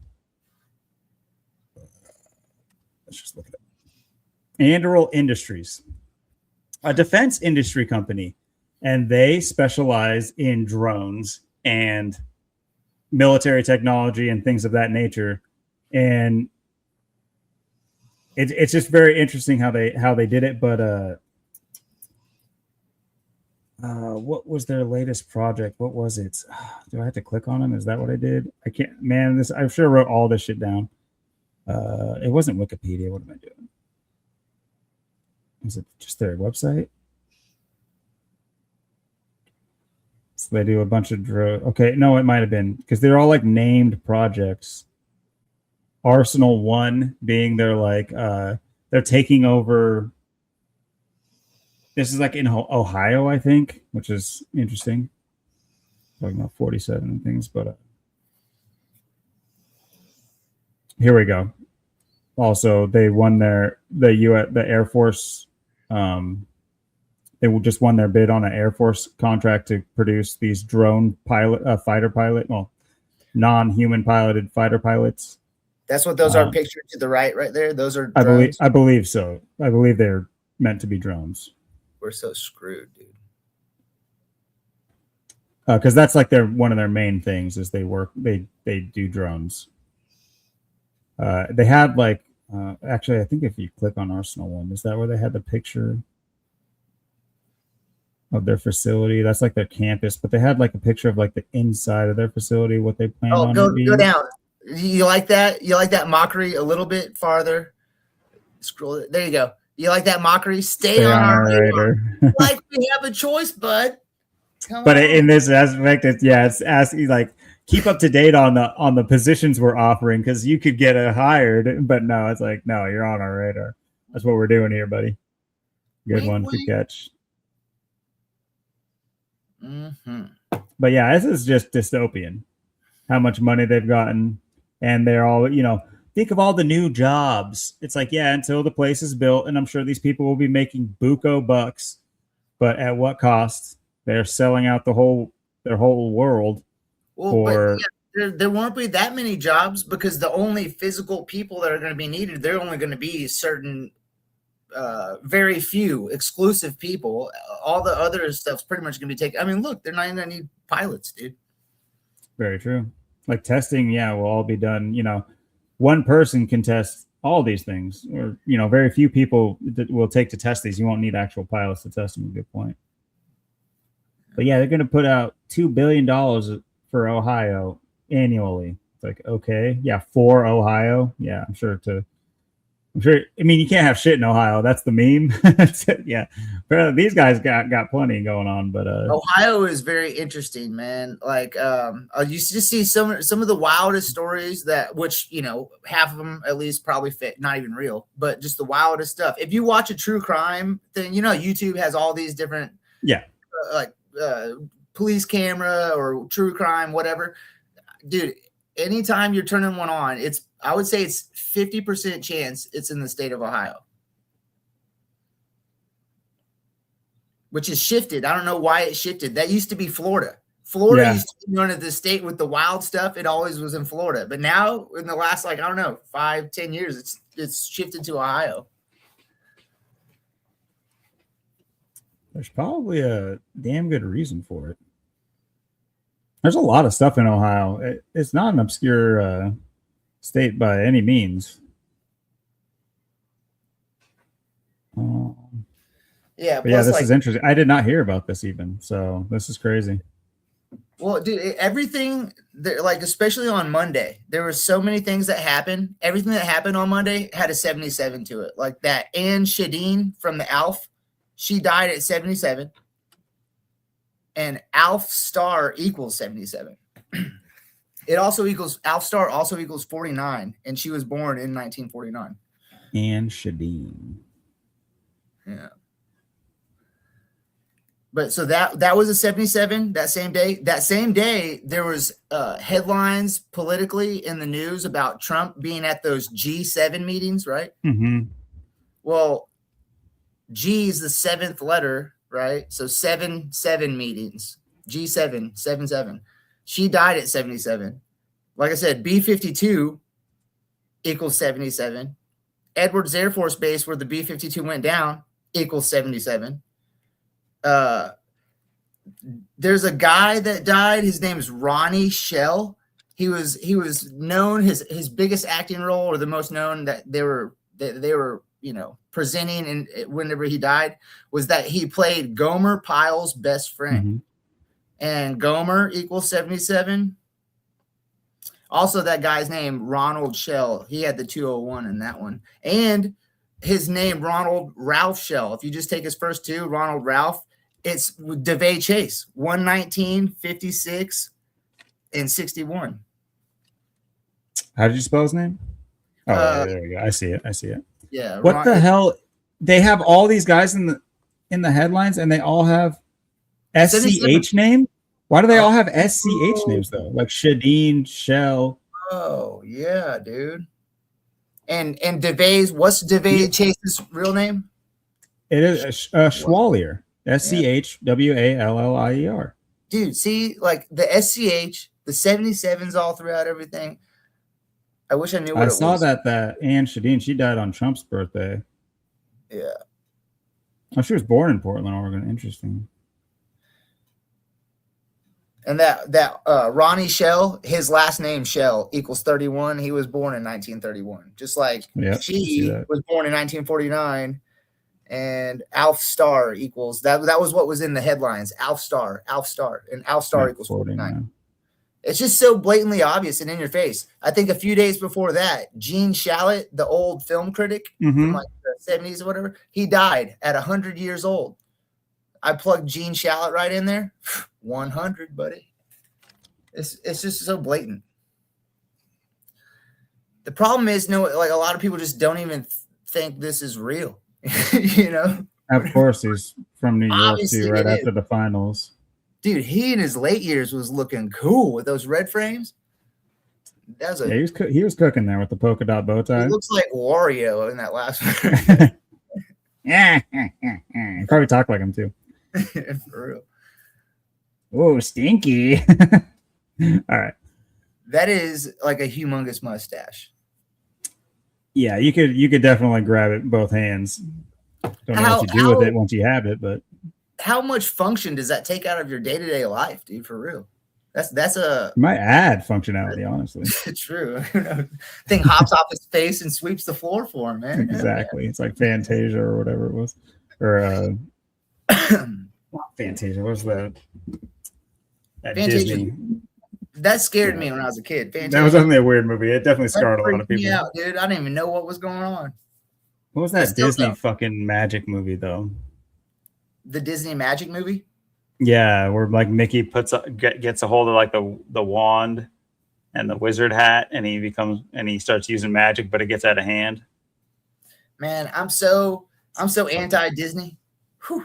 Oh yeah, I mean, ever since high school, where I chose Walt Disney as my social studies person to cover, and went into it thinking I was going to cover some movies that he made, and then I ended up writing a whole like 3-page essay on like all this crazy Jewish stuff and Nazi stuff, and yeah, I did not get a good grade on that paper, even though it was a great paper. So didn't that make you think like what your teacher who gave you that bad grade, if they were like what they knew, if they were some degree in the know, and you writing that, they didn't like that you knew that? They at least knew that I was digging off the script. I don't know if this particular teacher of mine would have been, you never know. It's the obscure ones. It's like not obscure, but it's like they do it in obscure ways. It'll be people you'd least expect sometimes, but either way, she definitely knew that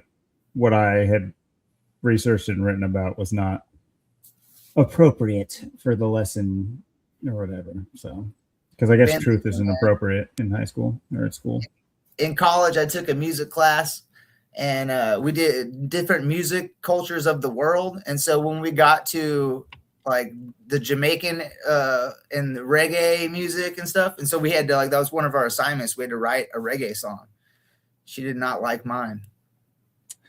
Isn't that like a cultural appropriation?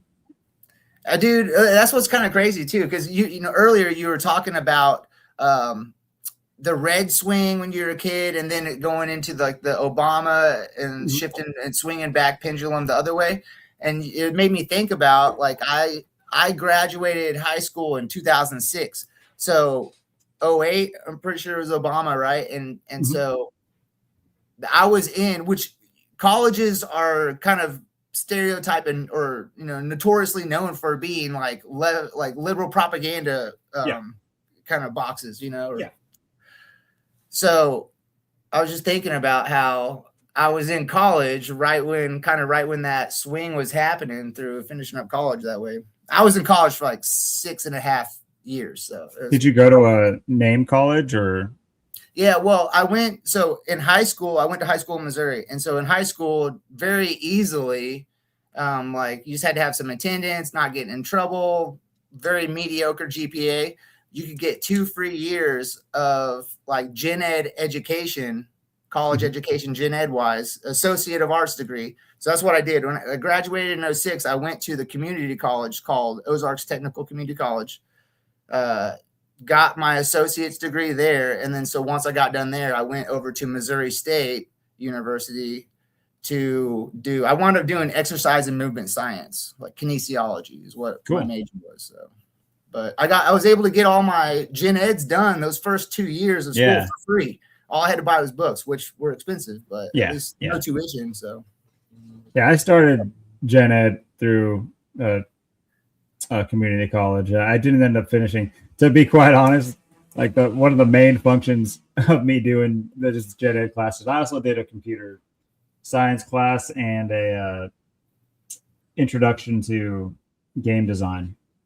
And I did fine with those. I did fine in all my classes, but the main goal was getting some of that Obama money, getting some of that money that it was just right out there. Hey, you got some credits on the board.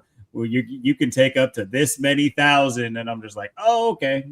So I did all that. Luckily, I was also lucky with their the timing on their forgiveness as well, because I got to get it all forgiven for the most part. I think I paid like 10% of my debt, or less than that even. It's kind of wild to think back to it, of just like, because you hear people talking about the propaganda that goes on at college campuses or on college campuses, and so right, and in hindsight and reflecting, looking back, I can totally see that. But in the moment, in those years I was there, like actually physically there in the moment, dude, I had no idea. I didn't even see it like that. You know what I mean? I was kind of oblivious to all the propaganda that was coming my way.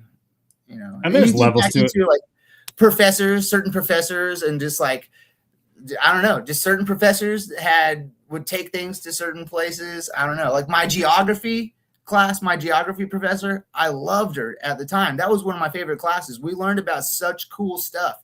She actually, one of our things we were covering in the Middle East, and one of our unit topics was how common it is for people to smuggle like black tar out of Afghanistan. And once you reach these borders in these countries, how much that, that amount is worth there than how much it is there. And the farther west you get, and especially once you get over to the United States, how much it is. And like, that's what people will do over there. They will, if they want to continue education and go to university over there, a lot of times how they pay off their student debts is they'll go buy smuggle a little bit of black tar into the States, smuggle that out to the West, and they've paid for their whole school if they get away with it, Funny topic there with the whole decentralization of the Middle East through poppy production. At the time, I had no idea that was China. Going on. Like how yeah, exactly. Well, how convenient that's what she's choosing to talk about for our geography class. Like, and at that very time, that's what's going on. Yep. Did you live on campus? No, I did not. Oh, okay. Were there any prominent sororities and fraternities? Oh yeah, there's lots of Greek life there. Yes, absolutely. I wouldn't survive something like that. I'm not that. They didn't like me. They didn't, like, I'd see those dudes at the bars and stuff for whatever reason. Like, you get like a wild card out at the bars. They would always come up to me for, the BS, if you will. Yeah. If I had ever gone to a named college or anything like that, I can say I was a popular kid in high school, so it's not like I wasn't keen on social, institutions and things of that nature, but I was my own person enough that I would not have fit in with any kind of institutions such as that, such as those. Not. Absolutely not, dude. I would rather get hit by a truck. It really is that delineation, like on a personal level, and why it's so not so disheartening, but why it is disheartening when you see how like the influence and growth of these secret societies and these fraternal organizations, and the stretch and power they have because they have an infinite pool to pull from. It's just like the people that would turn down those offers are few and far between. Meanwhile, the people that would jump on it just for, their own personal benefit or their life being at a certain place, that they're so easily, people are put into these places in their life so that at these turning points where they can be recruited, they are already a malleable piece of clay. Like they're already kind of been beaten into a, an oblong shape that they can take and make whatever they want. They go from like a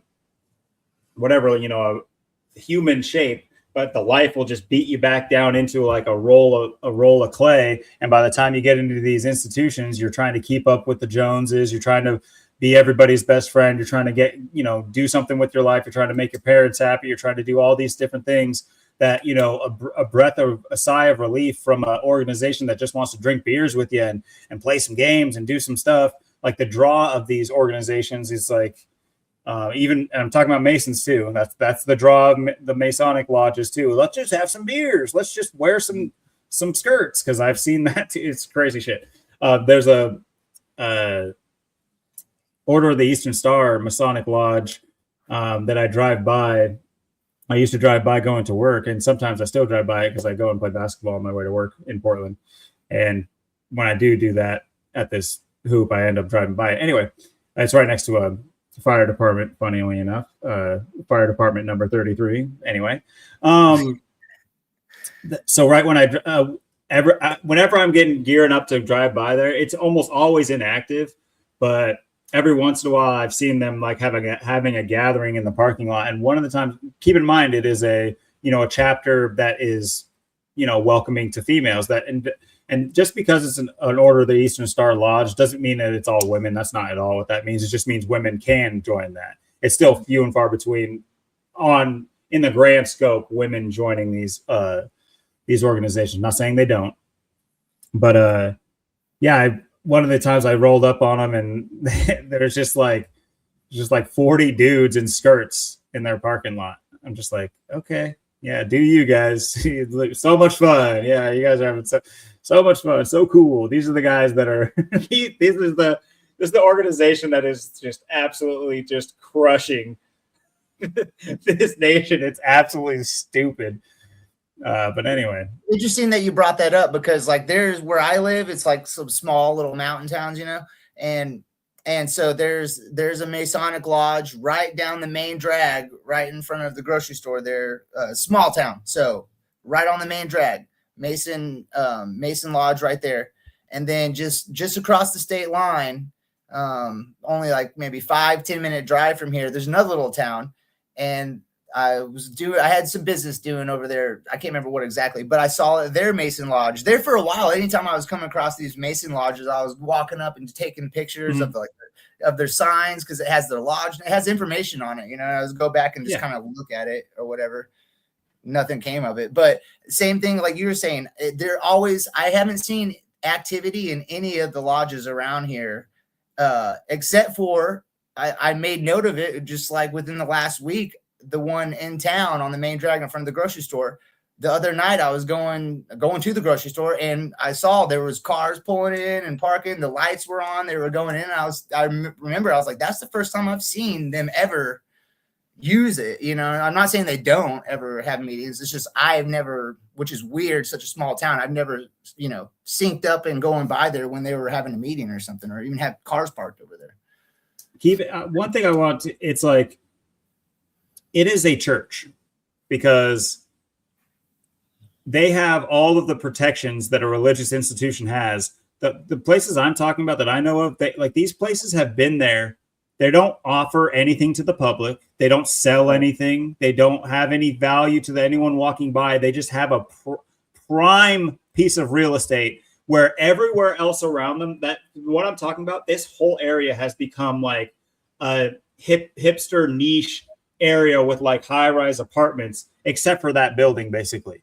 So it's like who funds that? How do they stay? How do even never mind funding? You think the state would be like, okay, just go somewhere else. Just go somewhere else. We want this for development purposes. But no, they're guarantee you that lodge ain't going nowhere. And there's no one using it, nobody using it, because I'm sure all the doors on the ground level are the only ways into that building. I'm sure. Yeah. Mm-hmm. Yeah.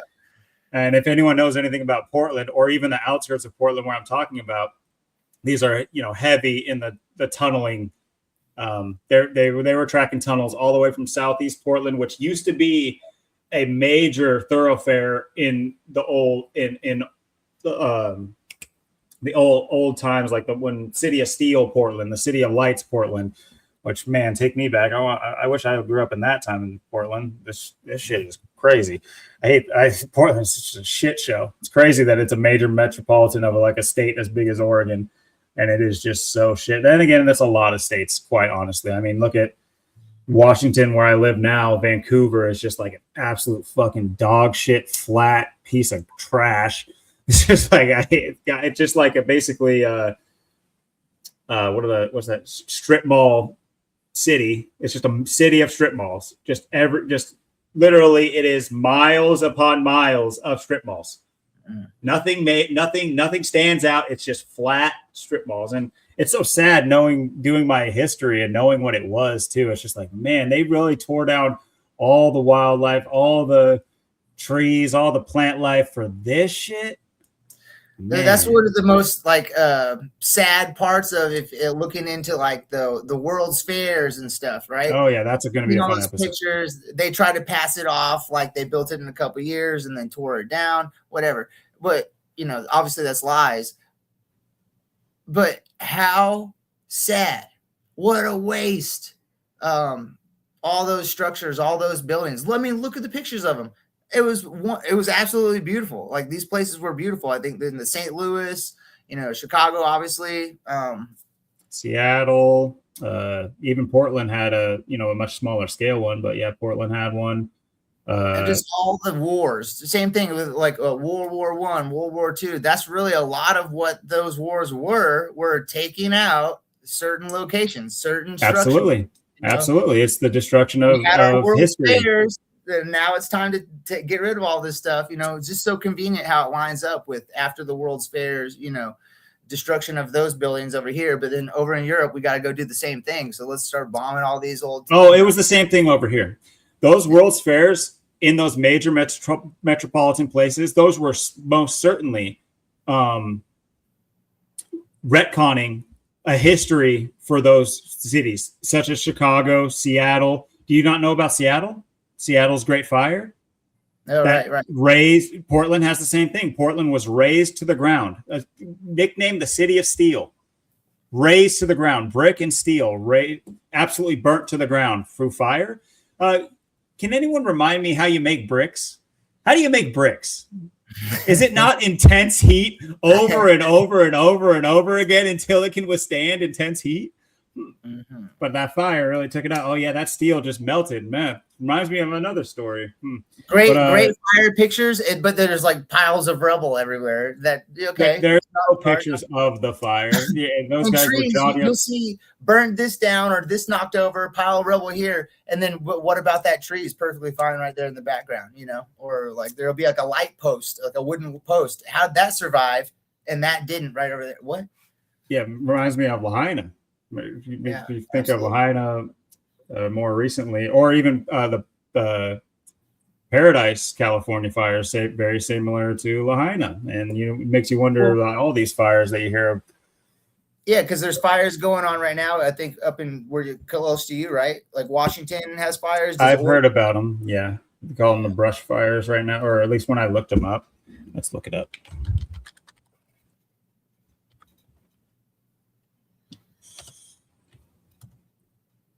Yeah, I think it's interesting you're talking about Seattle. I think it's like, there's so much correlation with New York City and Seattle.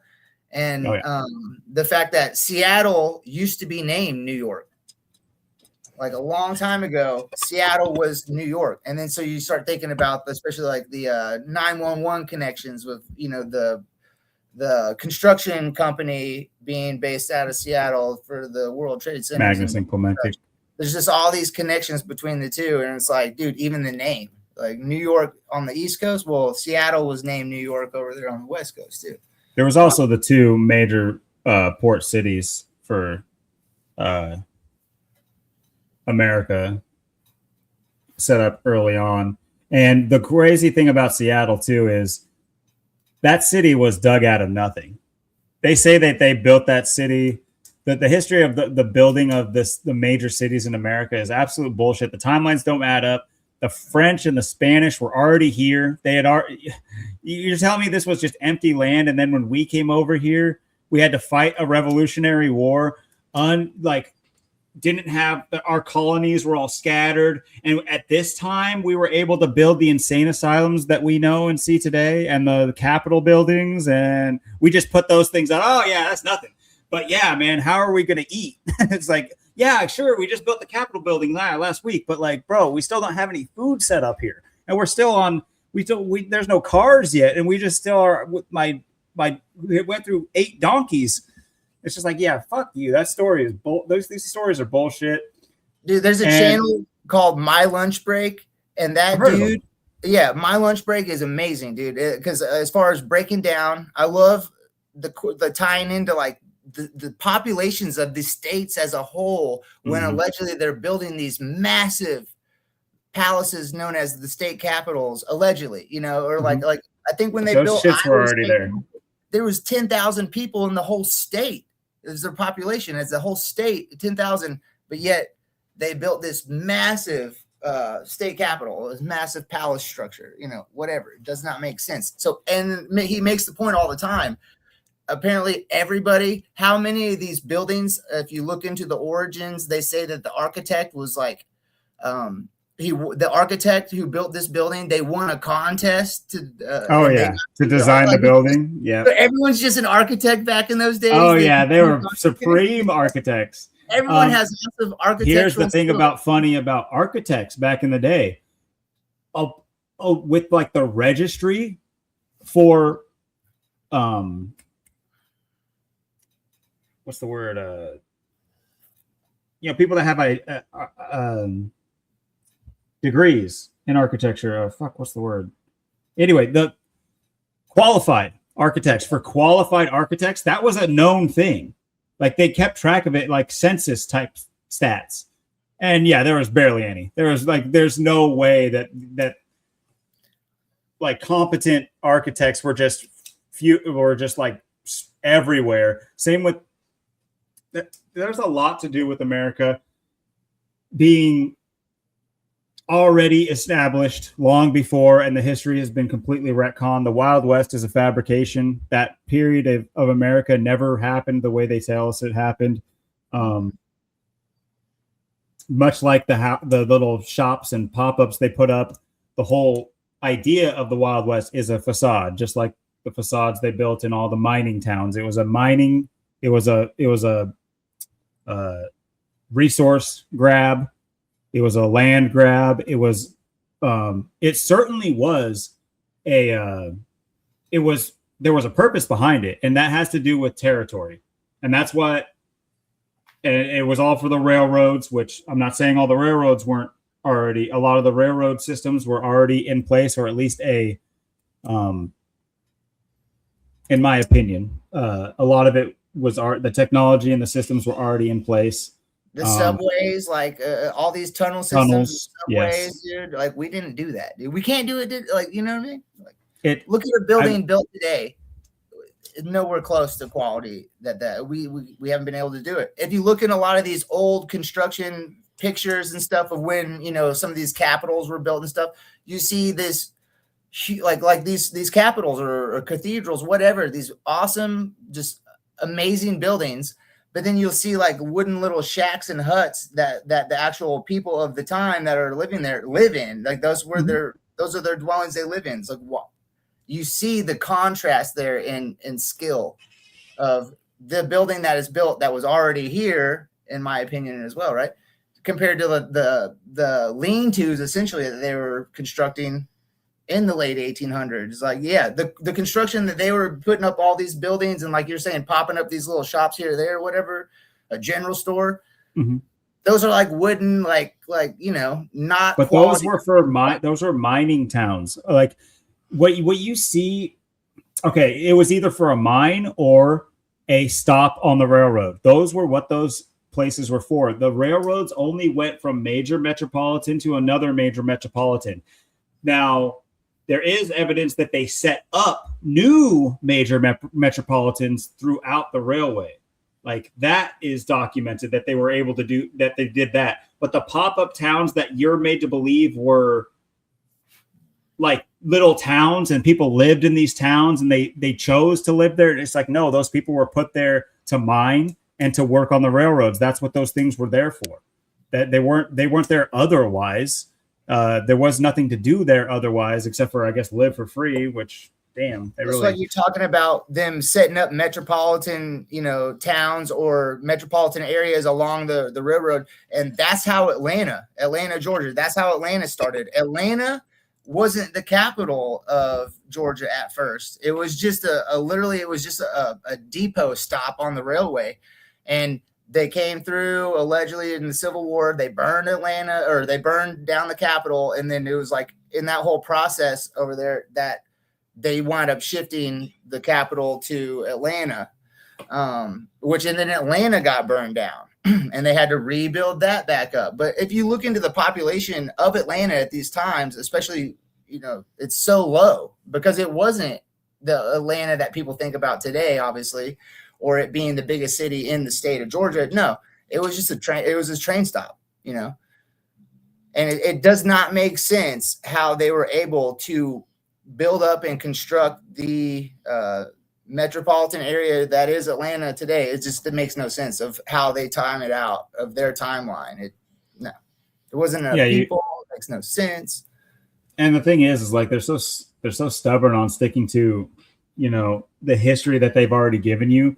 It's like they're done retconning because there's not really a need to anymore. The general consensus is that we came over here, and they do it through like civic pride.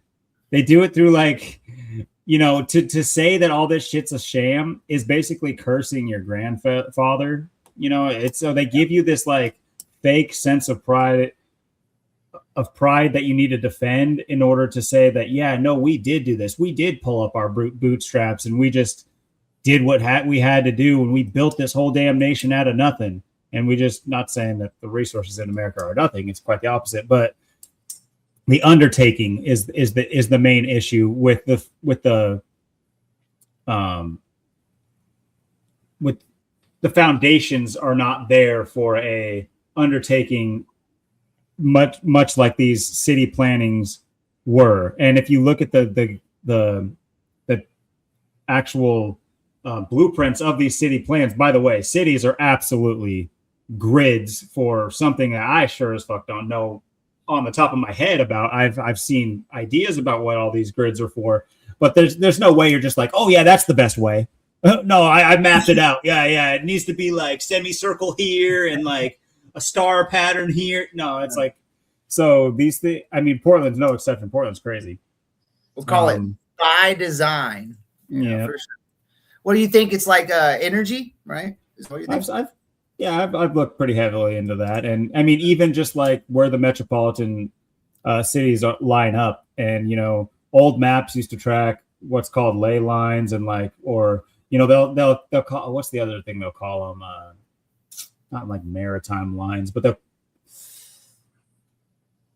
they have another name that kind of like, ley lines? You talking about ley lines? Yeah, that's like what people who think that it's more of a divine plan that had these cities being built and like laid out to where they are, whereas there's another word that they kind of like did use to dumb down. Not saying that was what they said that they did, but like there was another word, because on all the old maps there used to be those lines all across the map. Those aren't just arbitrary lines. They were mapped for a specific purpose when they were mapped that way.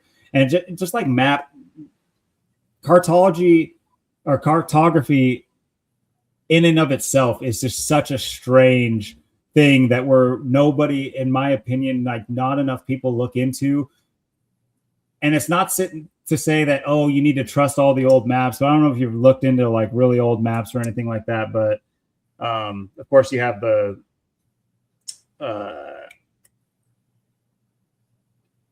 who's the main guy we were using for a map for the longest time. Shit. Mercator, yes. Mercator's map. And, you know, the undertaking that was, if you believe that, like there's so many like Captain Cook. He was an asset for, I believe Spain or Britain. I'm losing track of all my things I've researched, but Captain Cook was an asset to, very much like Captain Cook was like the previous Columbus. It was like, you know, there's different figures of those times that, like, for every country or every, you know, culture of people, they have their adventurer, their guy that like went out there and like started the great mapping, or the great, you know, like looking elsewhere from where they are type of story. And but yeah, these old maps, they had all sorts of wild stuff on them, and just, you know, how things lined up geographically, as well as, you know, there's a lot of things to be said about just America's transportation system as it is, how it works, how traveling to other countries work, why they work that way, lined up with the map they give us don't necessarily line up. Super interesting looking into like emergency landings for airplanes. Departure X place, arrival Y place, mid-air emergency, got to land the plane now, and they wind up being like hundreds of miles out of the way. Like, how do we even get over here? Man, they'll give you all. There's an Air Force base. There's a mountain range that has a high pressure. It's so easy. It's like I can fake an idea, like just being a layman right now, and I imagine most people would be like, "Oh yeah, that makes sense," without even like thinking whether it makes sense or not. And dude, whenever I first started, I told my mom about this some years back, like the emergency landings, and I was pointing out how there's oddities, map oddities of where these flights, they're the direction of travel, where they were supposed to be allegedly traveling, but then where they wound up having to land these planes. Multiple accounts of this. And so I was telling my mom about this years ago. Well, long time in my early 20s, my mom wound up going and being a general contractor, and she went over to Afghanistan for like 3 years. She worked in Afghanistan. She wasn't in the military, but she worked on military base, just administrative work, clerical work stuff, she was over there doing that for like a few years. And so whenever I was telling her some years back, I was telling her about these, kind of weird oddities as far as mid-air emergencies, having to land these planes mid-flight, and where they were wound up landing and what airports, and how it doesn't make sense on the widely, accepted map. But if you lay, like, I don't know, the UN logo, if you took the United Nations logo, and you I like that, the UN logo. Don't call it anything else, because you'll lose people. Yeah. Hey, it's their logo, bro. I'm just pointing it out. I'm just using it. But whenever I was telling her about it and I was showing her on that, since she has some experience, multiple experiences for a few years going back and forth and doing that flight, that long type of flight, she wound up telling me a couple of situations that she experienced. Oh, this makes sense. When we were flying from, I can't remember now, but blah to blah, we had to come down and change planes. And so, dude, I got a couple off my mom whenever I was telling her about the other, anomalies and weird stories about landing. And then she wound up having a couple of her own, and so she backed it up right there. She's like, oh, that totally makes sense. And their changing of planes and everything on the UN logo totally lines up. It is funny how that works. And I'm not a proponent of either. I'm not someone that, it can definitely come across that I'm arguing for these things. I do kind of speak matter of factly, but that is coming from more of a place of, I've at least done due diligence into researching these things. I will, say right now, I don't know. But like, I certainly do know that I'm lied to 90+% of the time from the TV and the authority and the history. And I do know what things are certain lies being told to me. So when I have somebody consistently lie to me, I don't go to them as my source. So it's a distrust of a source. So if that source is telling me something, there's an immediate skepticism and an immediate red flag that, I'm not saying I have the exact answer of how or why or what, but I know, but I have there's a very high chance that what they're saying it is not it. And that goes with a small micro to the macro, especially with this bullshit space shit that's been happening recently and continues to happen. My cousin he's a merchant marine. He's a couple years older than me, but he was a merchant marine. And so he learned like navigation. He is, I think the highest rank he got up to be was second mate. So there's captain, there's first mate. No, he did get first mate. It's like a whole thing. He never got captain, but I think he was first mate. But basically, he's taken cargo ships across the world. He's taken cargo ships through the Panama Canal, where you only have like this much space on each side of the ship. Dude, it's crazy. But listening and looking at some of his old textbooks of navigation by stars, or, if you look on the instruments, and again, I want to specify as well, I don't know. And I'm not even picking a side. I think it's super interesting and fascinating to look into, and I'm intrigued by the process and the pondering on what, and coming across information here or there. But like, plane instruments are set up for a flat surface. Like that, it just is. Their instrumentation is set for a plane. It's called a plane. That's weird. And also I've known I don't know, but I've known like one of the guys, he was a Delta pilot for decades, and when you listen to like pilots who've flown commercial airliners all over the world, and then they say certain things, okay, this is someone that has actually physically been up in a plane, flown all over. He flew for Delta for a couple decades. So they say certain things. So, I mean, I don't know. And if you look, I think 5-6 years ago, there was a mainstream news story that came out where allegedly they just found all these, like, I think like 1,000 islands that were previously unknown. They found them over there in the Pacific somewhere, or close to Indonesia, I want to say. Maybe there's the Indian Ocean. I think it was in the Indian Ocean. There's like 1,000 islands they just say that we didn't know about before. All of a sudden, here they are. One, I don't believe that they didn't know about them. For whatever reason, they're disclosing all this, 1,000 islands that they came across, like kind of close over to Indonesia. I don't know why, but I do think that my experience has been in kind of waking up, to things, which I don't know, sometimes we can get into like what opened my eyes first and foremost. That was kind of a wild thing, but it was about like 10 years ago, I guess. But since that has happened, and you do your due diligence, you do your research, you hear things that here and there, and it just seems that like I have been lied to about everything pretty much, as far as like history, the founding of our country, lots of legal things, how our laws work, and just all sorts of stuff. The fact that, there's one of the big lakes here in Georgia, the state of Georgia, is called Lake Lanier.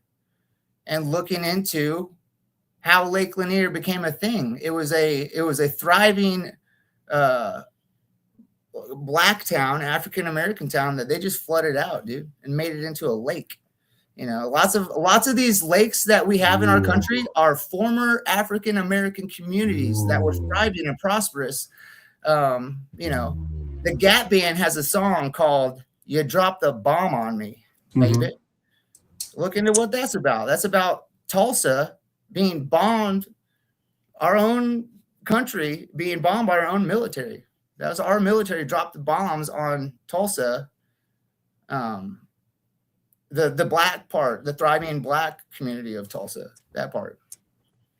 One thing I've spoke on this channel multiple times is a lot of people don't know about the logistics to, okay, so you have like a plan to change the history of a country and change the narrative moving forward so that you have a larger sense of control over, the next generation's ideas of where they are growing up in and what they're coming up into through, their parents. And then, once you get a few generations deep, it's pretty much ingrained. In order to do that, there's like a planning that goes behind it. And then there's the doing, the actual logistics. And a lot of people don't know about this fun character, Mr. Capability Brown. You might think twice on the name, just like, what the fuck did you just say? But yeah, this guy, English gardener and landscape architect. Oh yeah, that's what he was. I don't believe this person ever existed, but he is accredited with the major, like I'm talking about hundreds of thousands of acres of in England and the surrounding areas of landscaping. I'm talking about massive landscaping. Like think of like mansion acreage where it's like a golf course. Like even think of golf courses. The way that those are set up, the rolling hills, these are not natural. You're not oh man, this is a good place for a golf course. And just, oh, look at this. It's even got some sand over here. No, it's like, no. But the way that they built these places and what they covered in order to build these places is like, you, as soon as you said the lake, I'm just like, people have no idea. These people know how to make lakes out of nothing. I'm talking nothing.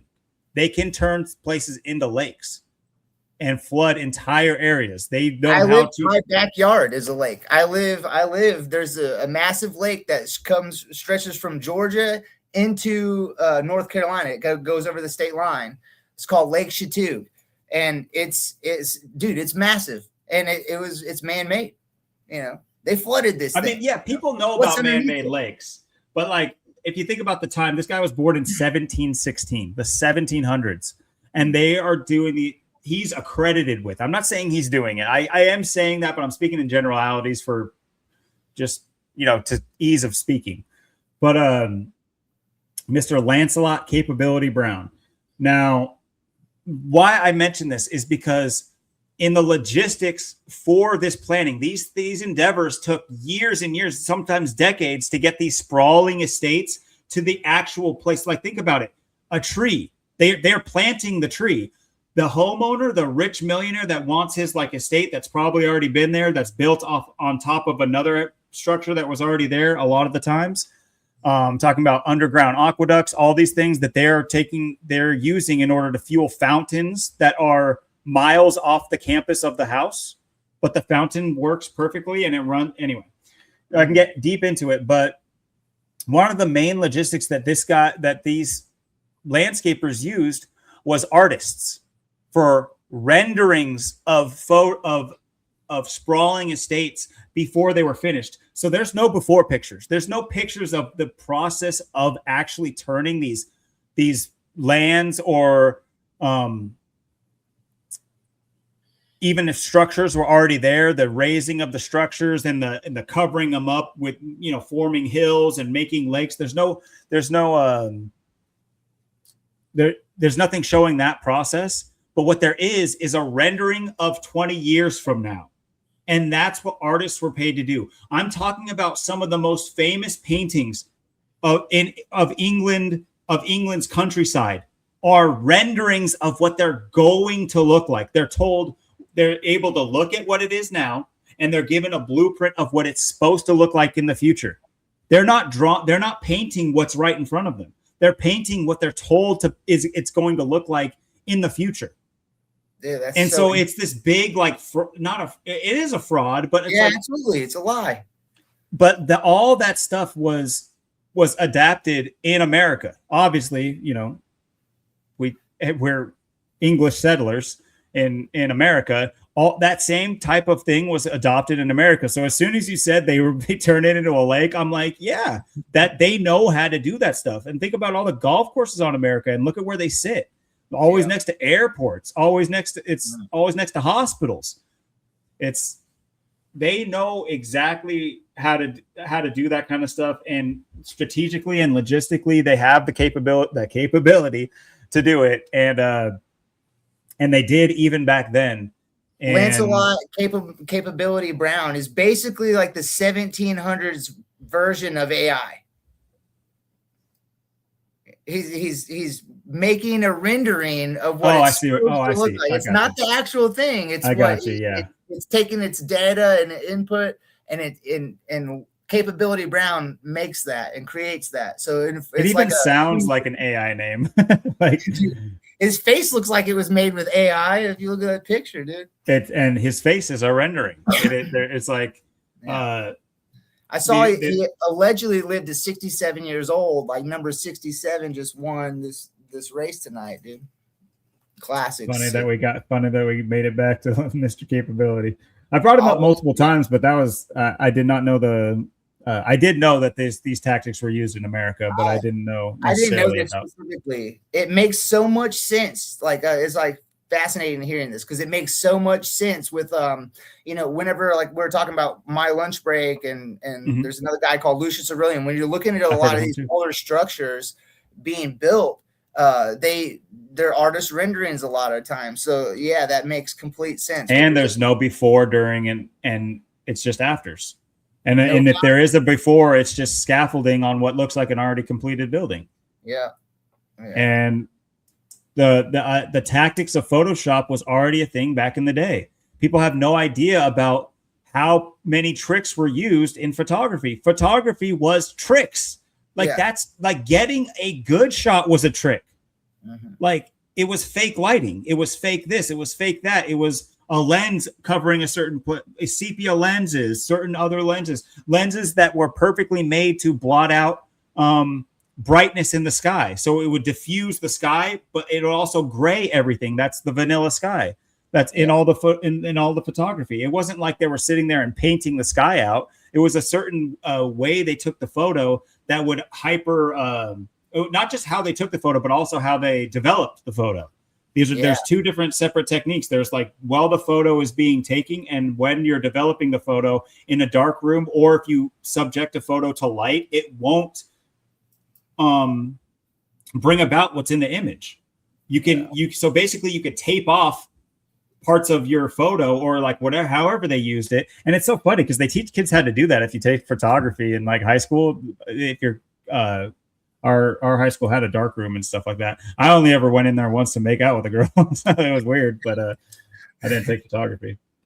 Well, dude, it makes me think like, and then years down the line, we get so skewed because if you look at some of these older photographs, you know, and portraits of people, whether it be the 1800s or whatever, late 1800s, early 1900s, like these people would dress up for those pictures, right? Like they didn't necessarily wear what they wore every day. A lot of people that had their pictures a long time ago had it done after they were dead. They never had a picture taken of when they're alive. Their only picture would be taken after they had passed away.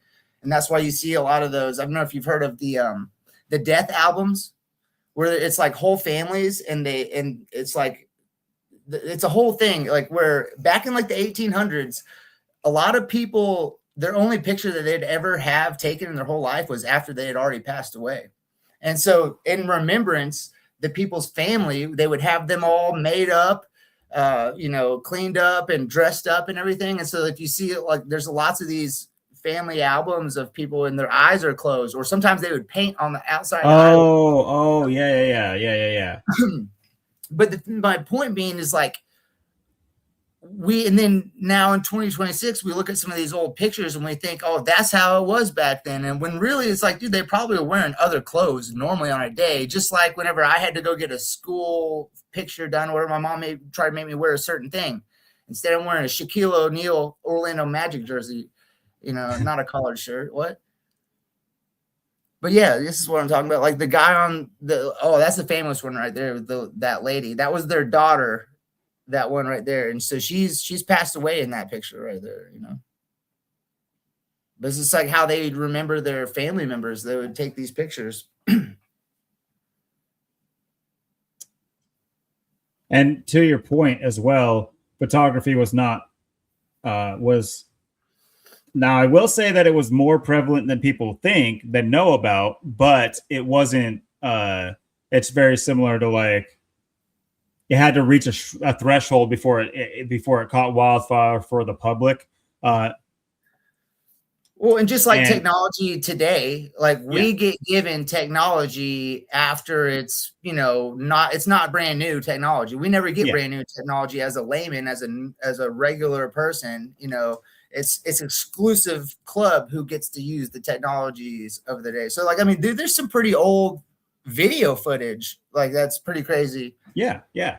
But people think that, you know, a lot of people, I think a lot of people in our American or, you know, Western society, a lot of times, or me growing up, I would think of video. I didn't really think about video of like before 1900, but there are videos of before 1900, you know. Yeah, this is pretty brutal. Homegirl just laying in the middle of the room and there's people just kicking their feet up. Kind of crazy. It's just wild how cultural norms shift, you know what I mean? Because we get like 100 and some change years later, and this is totally odd, like it would freak, like not acceptable today, you know what I mean? I mean, yeah, you go to jail for doing something like this today, they'll lock your ass up. Like, how do you convince two girls of that age to not be distraught this soon after their mother's dead? Right. To be able to like pose them, and she's just relaxing. She's literally just leaning on her like she's right there about to talk to her. Well, it probably goes into what we were kind of talking about earlier, the fear of death, you know, fear of death, fear of being alone. But fear of death is like, you know, things were more, you know, difficult back then, maybe potentially like people, the life expectancy wasn't as high of a number. Yeah. Now I think we're receding now, which is like pretty wild. But I don't know. Maybe death was just more accepted back then. I mean, because dude, I'm not gonna want to go take a picture. That just seems weird and completely out of touch in today's world, for sure. Yeah, it makes you think. It's so weird. Like, I guess, I mean, I don't remember a time where I wasn't, because people would consider this macabre and things of that nature. Like, I've always kind of tried to think of, you know, why and perhaps why. And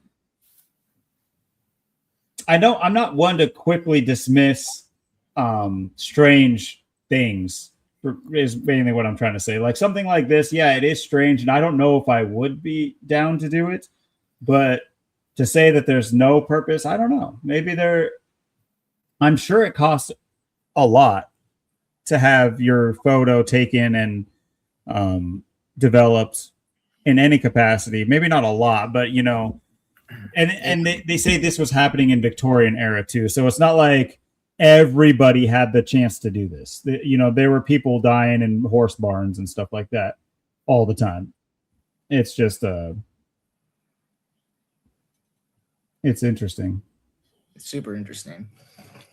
And so you think about like something like this, but then there's also cultures who are the exact opposite that do not want their picture would taken. Never want that. Yes. Yeah, because it's some sort of like a like spiritual thing where they feel that like if their picture is taken, or especially if they're looking into the camera when their picture is taken, it's like a piece of them or their soul gets taken with the picture being taken. It's like, I can't remember. I think it's Native American, maybe culture that believes that. I'm not sure though. That sounds about right.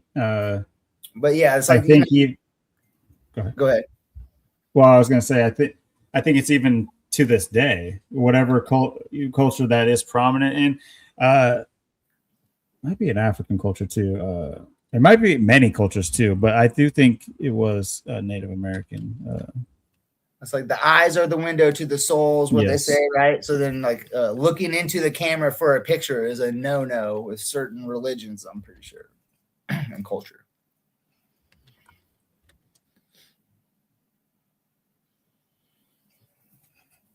Okay, it's widespread, but who are the progenitors? Native American or Australian? Oh, Native American and Australian Aboriginals. That's the main progenitors. And West Africa, yeah. I was going to say, yeah, I'm pretty sure some African tribes do that too, and that's why they don't like. I think that's one of their, you know, there'll always be like a fascination with like. There's so many like. What are those things?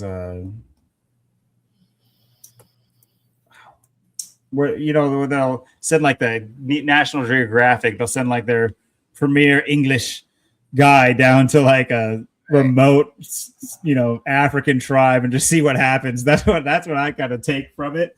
Of course, there's like, I guess, more reasons to do that, but I feel like it's just like that's like their version of almost like white guys walking through the hood nowadays and like live streaming. Yeah, and just like not rage bait necessarily, but sort of. It's just like. Well, so I mean, dude, I have so many pictures of myself, right? Being in the age, in the year that we live in, the day that we live in today. Obviously, I have so many pictures of me, but and I've been in so many pictures. But look at this, like. It seems like there could be something to this when you're looking at America Australia with the Aborigines. You got New Zealand. Okay, so that's really close to Australia. But you got West Africa over here. Yeah, there. We got Mexican beliefs over here. So I mean, that's pretty spread across the world, you know. And I guess when were these beliefs? You know, when did they come to these realizations or start practicing these beliefs? But if it was way back when, before it was like so easily to travel all to these different places, how are they all coming up with the same thing? You know what I mean? Yeah, it is. And they're all saying they resisted photography as like when it reached them. Because like when America was coming over, you know, in the history books to America, they weren't bringing cameras. So it's like, this started like after we were already here. This, like, it would have had to, it can't predate photography. So unless they were scared that someone's in the bushes drawing them or something, which maybe people did, people did do, because, you know, one of the major like smut things back in the day was just people's drawings of naked people. So it's like kind of crazy. Well, and then, hey, let roll it back to like what has it been the last few years with the e-file, with Donald Trump did that drawing. I've seen this drawing that he did for Jeffy, where it's basically he drew like a naked lady. And so that's what you're basically talking about. Smut back then, it was like people's illustrations of these things. And then that was just a big thing over the last like couple of years too. It was a very significant person who drew a naked lady and wrote a birthday letter, you know. Happy birthday, it's the buddy. same tricks. They do the same games over and over again for hundreds of years, dude. Thousands. What I will say on that topic is, like you said, like giving kind of a, God, I'm blanking on my words, but giving credence to some of these cultural beliefs. The same pessimistic part of my head is saying, like, look at today, as you were mentioning, everybody has thousands of photos of them. It's all like the fact that it was made so readily available for all of us to take thousands of photos, and like, look at where technology is. We can't grow our own food, but if we want to, we can take long form exposure, like high quality, like we have. Our job is to be a photographer through our phone that was sold to us in order to talk to people across the country or across the world. Nobody does that with their phones anymore. I mean, they do, but it's a different form. It is not the same thing. The personality, the personal aspect is gone. But I'm saying we have something in our hands that can zoom in on the moon, and it's like they're letting us take thousands of pictures of and post it online for everyone else to see. Yeah, that sounds evil. Like, just the fact that that's what they're allowing us to do, that should raise flags. We can't go fly wherever we want. We can't take a boat off of any coast of this nation and just travel wherever we want. We can't do that. That's a kind of a red flag, people. You can't build a certain height in your house, in the place they say you own. You can't build to a certain height. You can't dig to a certain height. What the fuck can we actually do? But they give us these things to like do something that other cultures are saying, yo, don't do that. It's really, really bad. But we're able to do it en masse here. It's just like, I think that's a lot of certain things are very much like that. It's just like, even the cultures that use witchcraft, whether it be for good or bad, however you want to think, black magic, white magic, red magic, however you want to like think of those things, the cultures that use those, there are cautions put in place. Like, there's people that the average person isn't out there trying to become Jafar. They're not trying to like rule the world with magic. They just know about like these certain things that can affect certain things, and they can caution others how to use them or how to not use them, or what they should or shouldn't use. And a lot of those things are induced with a catalyst, such as a drug. And look at all the drugs that are just rampant in the West. It's just like everybody's just high on these drugs all the time. So it's just like, wait a minute. You have this one culture that like you would demonize because they might have like a different look than you and they're living in a different way than you are, but they know about this particular aspect of life that maybe we all used to know back in the day, and they know how to caution against it. And yet we're sitting here in abundant city thinking that it's just nothing to use this. In fact, it's looked down upon. It's like the lowest sect of society. So I doubt anyone that's being like addicted to like major drugs are really thinking about the spiritual aspect of it. No. And yet there's a major one more than likely. And so it's fucking crazy. And to my point, it's made available. With I think that also depends on the chemical itself too. Is like, is it more natural roots? Is it more synthetic rooted substance or whatever? You know what I mean? Because I think that there is, I don't know if you want to call it like spiritual intention. I think there is that just innately in certain substances, right? And so I think certain man-made substances, like ones that you can get from underneath your kitchen sink and stuff. Yeah, I think that there's a very dark, negative, like spiritual element that comes with that. If you've ever been around somebody that's done that kind of stuff, it's, dude, it's wild, dude. You can feel the bad vibes. They're tangible. They're in the air. You know what I mean? You can feel that. You don't even have to. They don't have to say anything or whatever. You can feel that energy of that stuff. As compared to like something that you might like kick over a cow turd, and then there's something there, and then that's a whole different vibe. You know what I mean? I got you. I don't think it's just chemical. I think magic shroom action to that. I think that there's stuff to that. Well, to your point, and a little bit off to the side of it, you mentioned like the synthetic aspect of these drugs and chemicals and things of that nature. Well, we are being prepped for cyborgism. It's not going to be everything that we get fed in our culture is a romanticization of everything. Aliens, as we see them in our culture, is a romanticization. There will be an alien event, and we will be so hyper focused on what we think it is that it will blindside us, because it won't be like War of the Worlds. It won't be like Independence Day. It's not going to be like that. It will be something. It's something they're playing off of, and they understand what it is. But to my point, the synthetic nature of humans, we are becoming synthetic. We are becoming more and more allergic to real things. Mm-hmm. En masse, peanuts, wheat germ. People have no idea that there's celiac disease. I'm so sick of this shit. I mean, that's just me personally. I'm sure if I had like a bunch of allergies, I'd be more sympathetic. And I'm not like heartless or anything. I get it. It's just, it's annoying to me. That's the main thing. It's annoying. I don't hate anything about it, but like celiacs, like the prominence of it. And I do think there's a large placebo effect in effect with a lot of people, that they want to have something. They want to be able to say they have something. It's an excuse culture. There's a lot of things that play into it. I'm not going to get into it. We're about to end the episode, but wheat germ, just look into wheat germ. People have no idea. We are all allergic to wheat germ, but well, I should say we should be allergic to, or not allergic to wheat germ, synthetic wheat.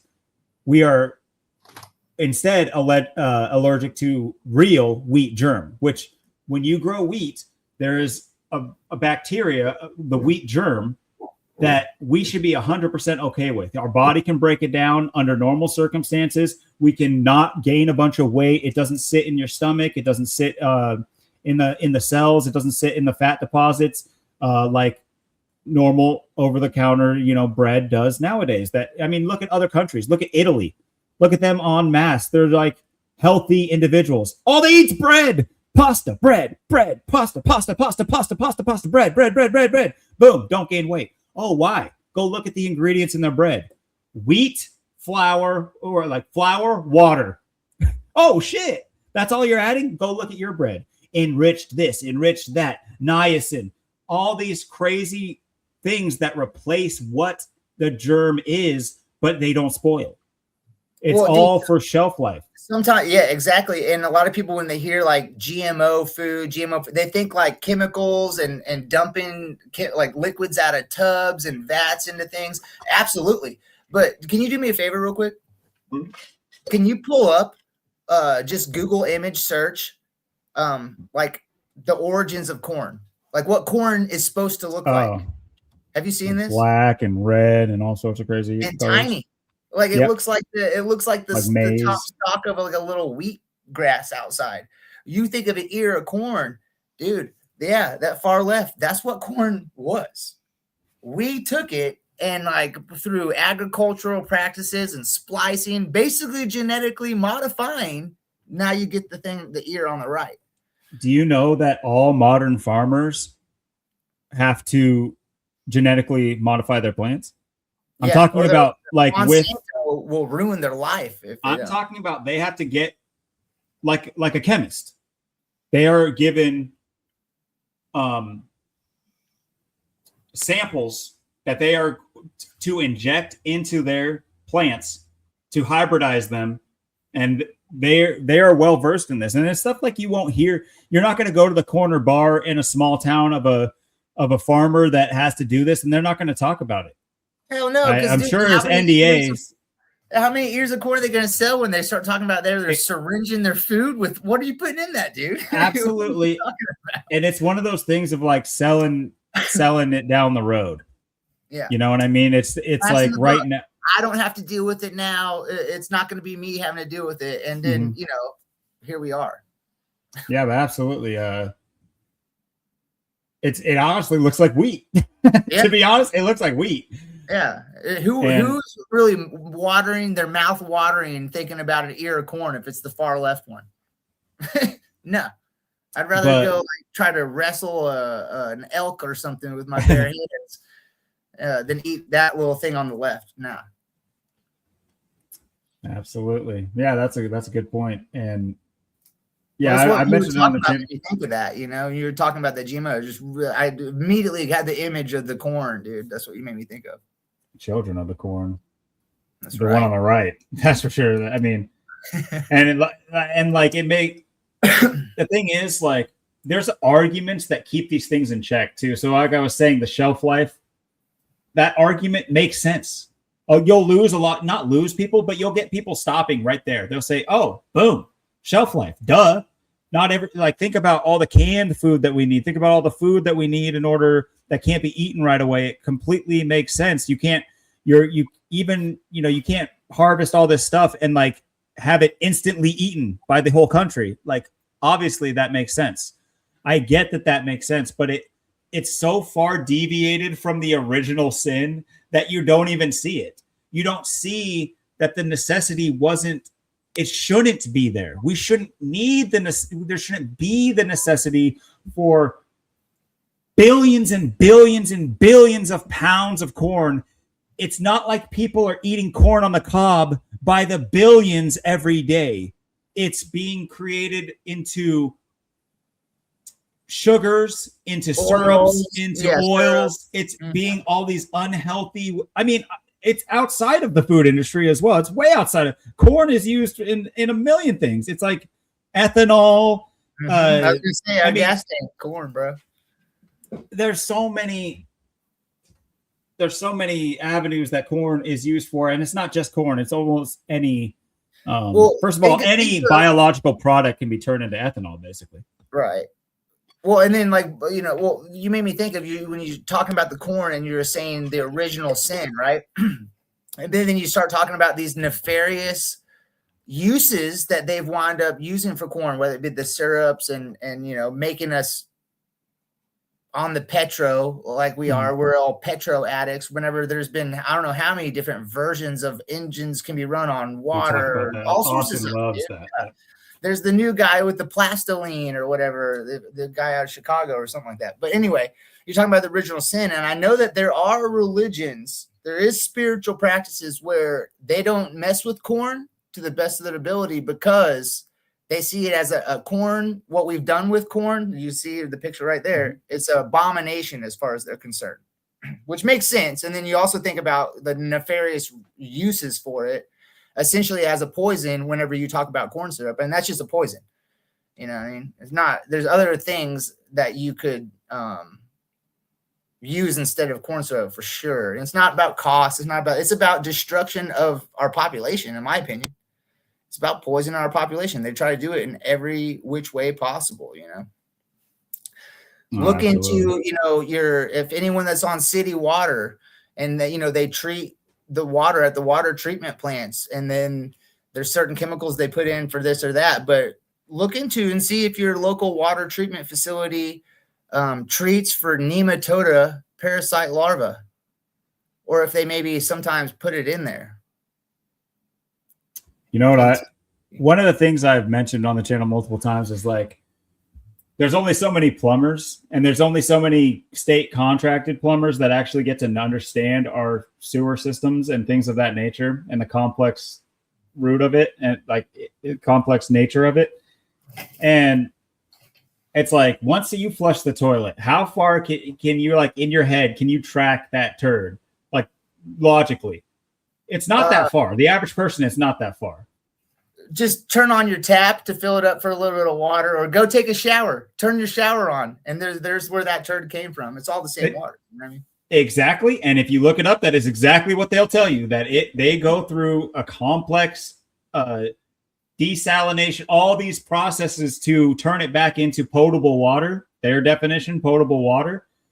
But did you know that those things go through intense filtering before they ever get to the chemical process back to water? Which means they filter out human DNA. They filter out the human element that goes down the toilet, whatever that be. Think about all the women on their periods, things of that nature. They have a way of separating that. So that's like an interesting thought. That's just an interesting thought. Just sit with that thought. I'm not saying, not telling you to sit with that thought necessarily, or just everybody sit with that idea and maybe see where your head goes with that concept.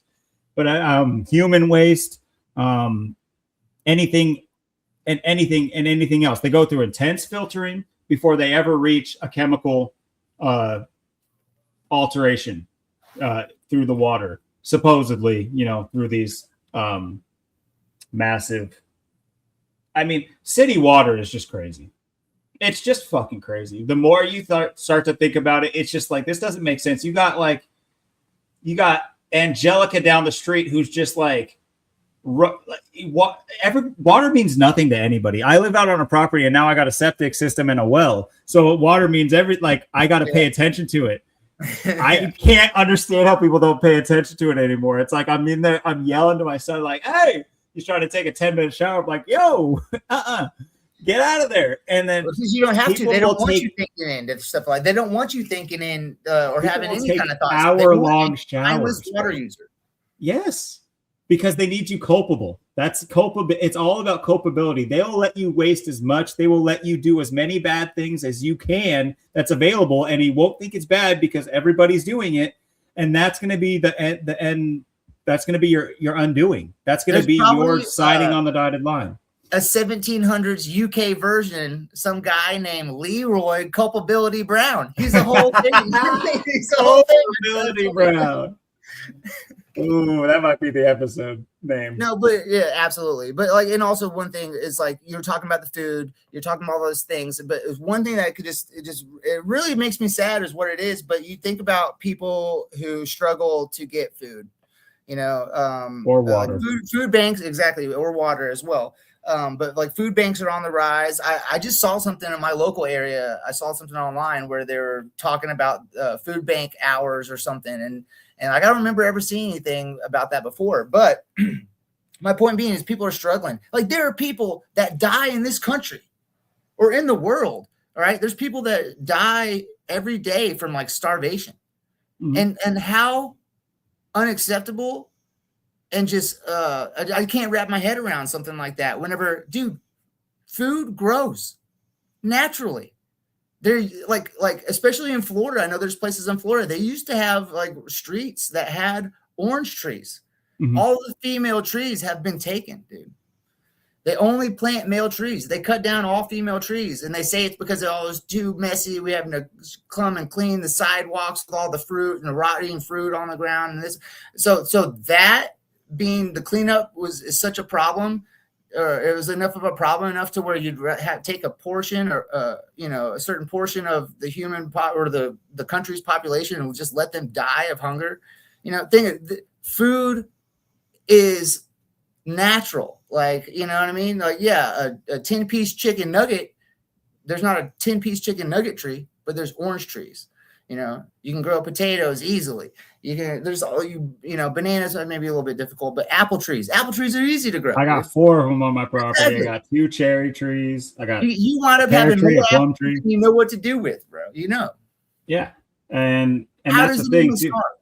I've had the property 2 years, and my neighbor, who I've become good friends with, unfortunately, he's gone doing contracted electrician for out of state. But once he gets back, I really want to talk to him. We have our property, and there's not a lot of great use of the land in order for to do like events with it, not to mention the area, the fields that we have that I got to mow are extremely bumpy and mole ridden, and it's really not the best. We plan on doing something with the animals mostly, but he's my next door neighbor, but he lives down a long road back behind my house. But the front of his property that he has to mow all the time is just this empty piece of property that's beautiful, just flat, beautiful grass that when it's mowed, it's just perfect land right on the side of the highway that we live on. And not highway, sorry, this road that we live on. And I want to start doing a open market type thing, to where every day we do try to make something back. We do offer jams, jellies, and things that we make with all of our fruit trees, because he has a bunch of fruit trees too. He has chickens. He has a bunch of other stuff too. But if we were pool that, even with everybody else in the neighborhood too, my neighbor across that I talked to, he gives me chicken eggs when he has an abundance, and all that stuff. All that to say that once at day's end, whatever is left over, we could take down to a spot that we've established for people that are struggling to get free fresh produce, because otherwise it's just kind of go to waste type of deal. But that way we can keep doing what we are doing, at least seasonally. We're able to keep doing it. And I have plans. I have a whole side of our acreage that we don't even use that I got to keep freaking mowing, which is really annoying. That I'd much rather start planting now some what's the word? Nurse trees that are, nurse fruit trees. I don't think that's the right word, but not sproutlings, but actual getting some trees, and you have to go out there and take care of them for the first few years, including water, because they need a lot more water. But eventually they'll become just, I'll have an orchard. And I want to have an actual, legitimate orchard out there with what is right now just nothing. And we have a really beautiful property, but where it's nothing, and we don't even have animals grazing on the grass or anything like that. It's just honestly a fat chore. But even with the trees that we do have, like I said, 4 apple trees, 3 red apples, 1 Granny Smith. We have a fig tree, which is crazy. It actually produces a ton. Right outside my window right here. I got a fig tree as well. Yeah. I never knew how good they were. I never ate a fig, actually. I never ate a fig. First of all, they don't even sell figs in the store.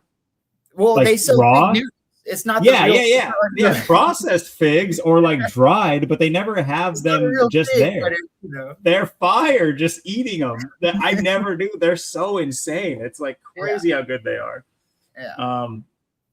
The deer, I hear them a lot of times at night, 2, 3 in the morning. I'll wake up, and that's what the deer will be over there eating those things, man. Our deer love the plums more than anything. They go after all the low plums.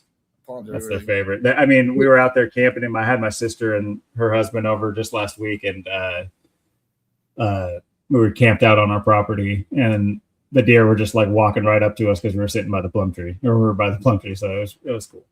Dude, that acreage that you have, it's a chore, and it may be a chore now. Oh yeah, it's so worth it, man. You're talking about in a society where people are literally car living now. Yeah, they're stacked. I saw this person had a video, and they were showing, it was a Walmart parking lot. They were scanning, showing all these people. They all pull in once the sun kind of starts going down in the evening, and they're all regulars. So they all kind of look out for each other. And I started wrapping my mind around how dude, there's a whole Walmart parking lot is where their house is. Why they choose Walmart is because you could park there for one night. Yeah. It was meant for RVs. It's meant for people with, and it's not meant for homeless people with RVs either. But the original thing is they'll change that shit. They'll change that. Well, that's where I would have to go and pull, different places. That was one of my favorite places to go whenever I used to transport animals from down here in the Southeast. We have an overcrowding issue, overpopulation with animals, and shelters are overrun. And in the Northeast, there's a lot less of a overcrowding situation. They're smarter with their animal laws, their legislation for spay and neuter and yada, yada, yada, whatever. Kennels. So, I would take vans full, like 70, 80 dogs and cats up to New York, Pennsylvania, New Hampshire, and back and forth. So I'm in this big cargo van, one of those big white cargo vans. But yeah, dude, Walmart would be a place after I make my run up there. I got to crash out because I've been driving for about a day straight at that point. You know what I mean? So Walmart would be a place that I would go to crash out and get some hours of sleep before I continue to come back down here because it's well lit. This isn't my van I'm driving with all these, so I don't want to necessarily go to shady spots or anywhere. Yeah. Dude, it's easy. Big, open place. I totally get it. But, to make the decision to basically get rid of everything, what can I fit in my car? And then that kind of vagabond kind of lifestyle, man, that people are having to accept, that is a dysfunctional society. Well, believe it or not, it's actually in vogue at a certain level. Right. The minimalism and stuff like that. Well, it's a niche part of YouTube that glorifies it. Yeah. I'm talking about they'll have these people are what I consider agents. They will sit there and glorify and show how cool it can be. And you sit there and they'll pretend to be like real people. In my opinion, I feel that they are. That makes sense. I know. There to very much like van life was like the progenitor of that. Van life was like higher end thing because no one was thinking van life as in like I'm going to go be a hobo in a van. No, it was like trick out your van, and that takes money. That takes money to start changing a Sprinter van. First of all, go and buy a Sprinter van. Those things are hella expensive because corporations pay retail on them. They don't try to haggle the price because they are $1 billion corporation. They just buy Sprinter vans from I think the original Sprinters were Mercedes too, so they weren't cheap. So people are tricking out Sprinter vans. That to get into that was an insane amount of money. Of course, even the new Volkswagens, even Volkswagen started making their Vanagons again. Those things, I would always love to have an old Vanagon. Those things are so sick. But or a Eurowagon, one of those two. But they started remaking them. Now they're all modern and fucking ugly. But but whatever. They got back into it because it became such a popular thing. Not saying they're innocent in it. I'm sure they were part of the plan. But I'm saying that kind of died off, especially with that whole murder with the laundry, the Brian Laundry and. Was brainwash and yap or whatever. Brainwash and small talk is who it is. Gabby Petito. So talking, small talk, brainwashing. Brian Laundry. But yeah, that was when that happened. I was like, oh, I know what this is. Automatically, they had been slowly under the surface pushing this whole van life thing into the people's subconscious, and now they're going to. It's not like I was saying earlier. It takes a controversy. A lot of these people thrive off we were talking about the Michael Jordan thing, how he was touching Tyler Reddick's kid, and he has all the stuff that came out after that. It's all oh no, he's just really close to the family, and he was just pinching them. It was it was fine. It was all fine and good. But the point was the optics, the shaming ritual thing that they used there was the controversy. He's not going to pay for that controversy. He's only going to get bigger from that controversy. Nobody's going to remember the pinch. They're just going to know about Michael Jordan. That's the thing. That's the thing with these controversies. So that kid. That kid. That's 10 years from now, Tyler Reddick's son is going to be 15. His hormones are starting to go. He's in that age where he's interested in girls. And then there's this video of him, Michael Jordan, Gucci Goo. What the hell, bro? That is a thought too.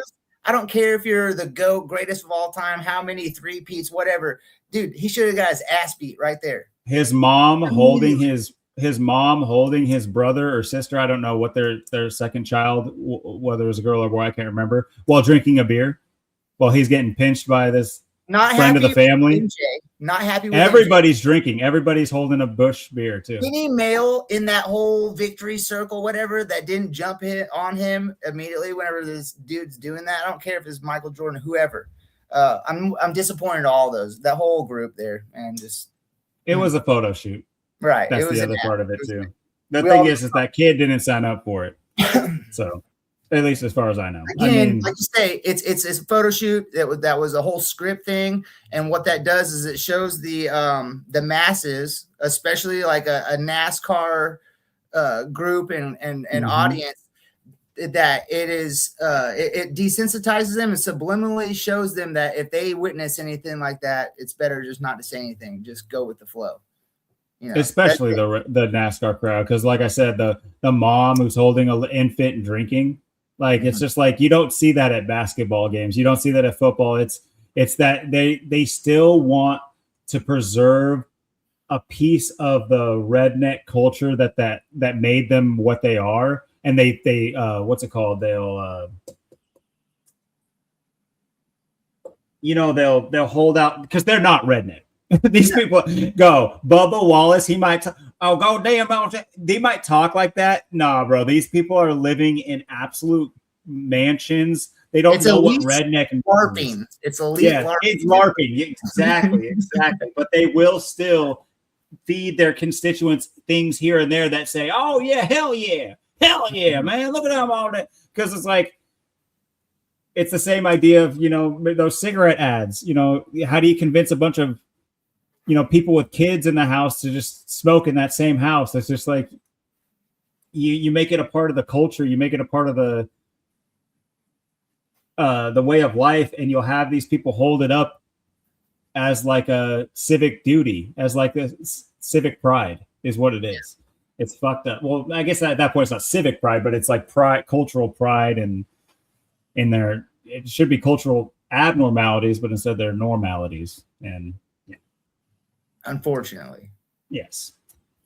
Also, unfortunately, that is our time to wrap this one up.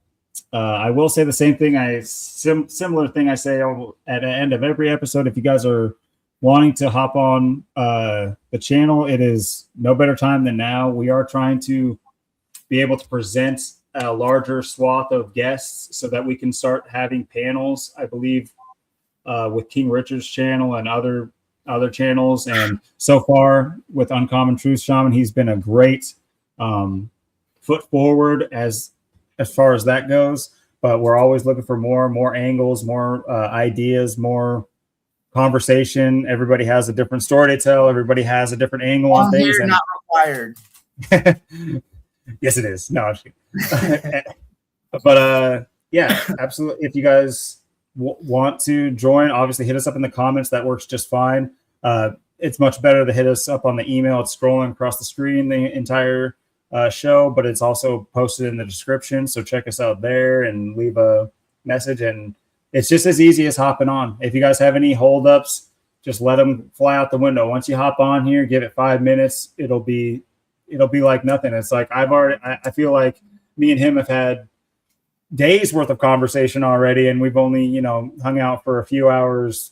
And what's cool is it seems like it's not like a conversation to where it's like it seems like a conversation like that we've had for years. We've been talking like this with each other for years. Is what it seems like. Obviously not, but it's very easy. It's not formulaic because it's genuine, and that's what I'm hoping you guys can bring as well. And the more people we get, I mean, the panel may even be hosted on this channel as well. I believe I would at least also post the video of the panel, but yeah. So there's the logistics to still work out with that. But the more people we have, the better foot forward we can put for that idea coming to fruition. And who knows where it stops once we get the train rolling. So. And hey, just like real quick before we hop off, you said next week, 93rd episode, 93, Aleister Crowley.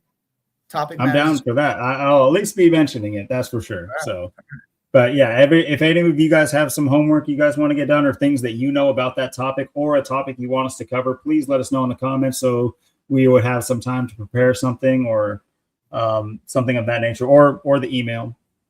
Anything that you send through the email, I can pass along to Truth Shaman here. So, yeah, thank you guys for tuning in. And that being said, have a great week, and we will see you next Sunday for number 93. It was great talking with you, Logan. Take it easy. Absolutely, dude. Later.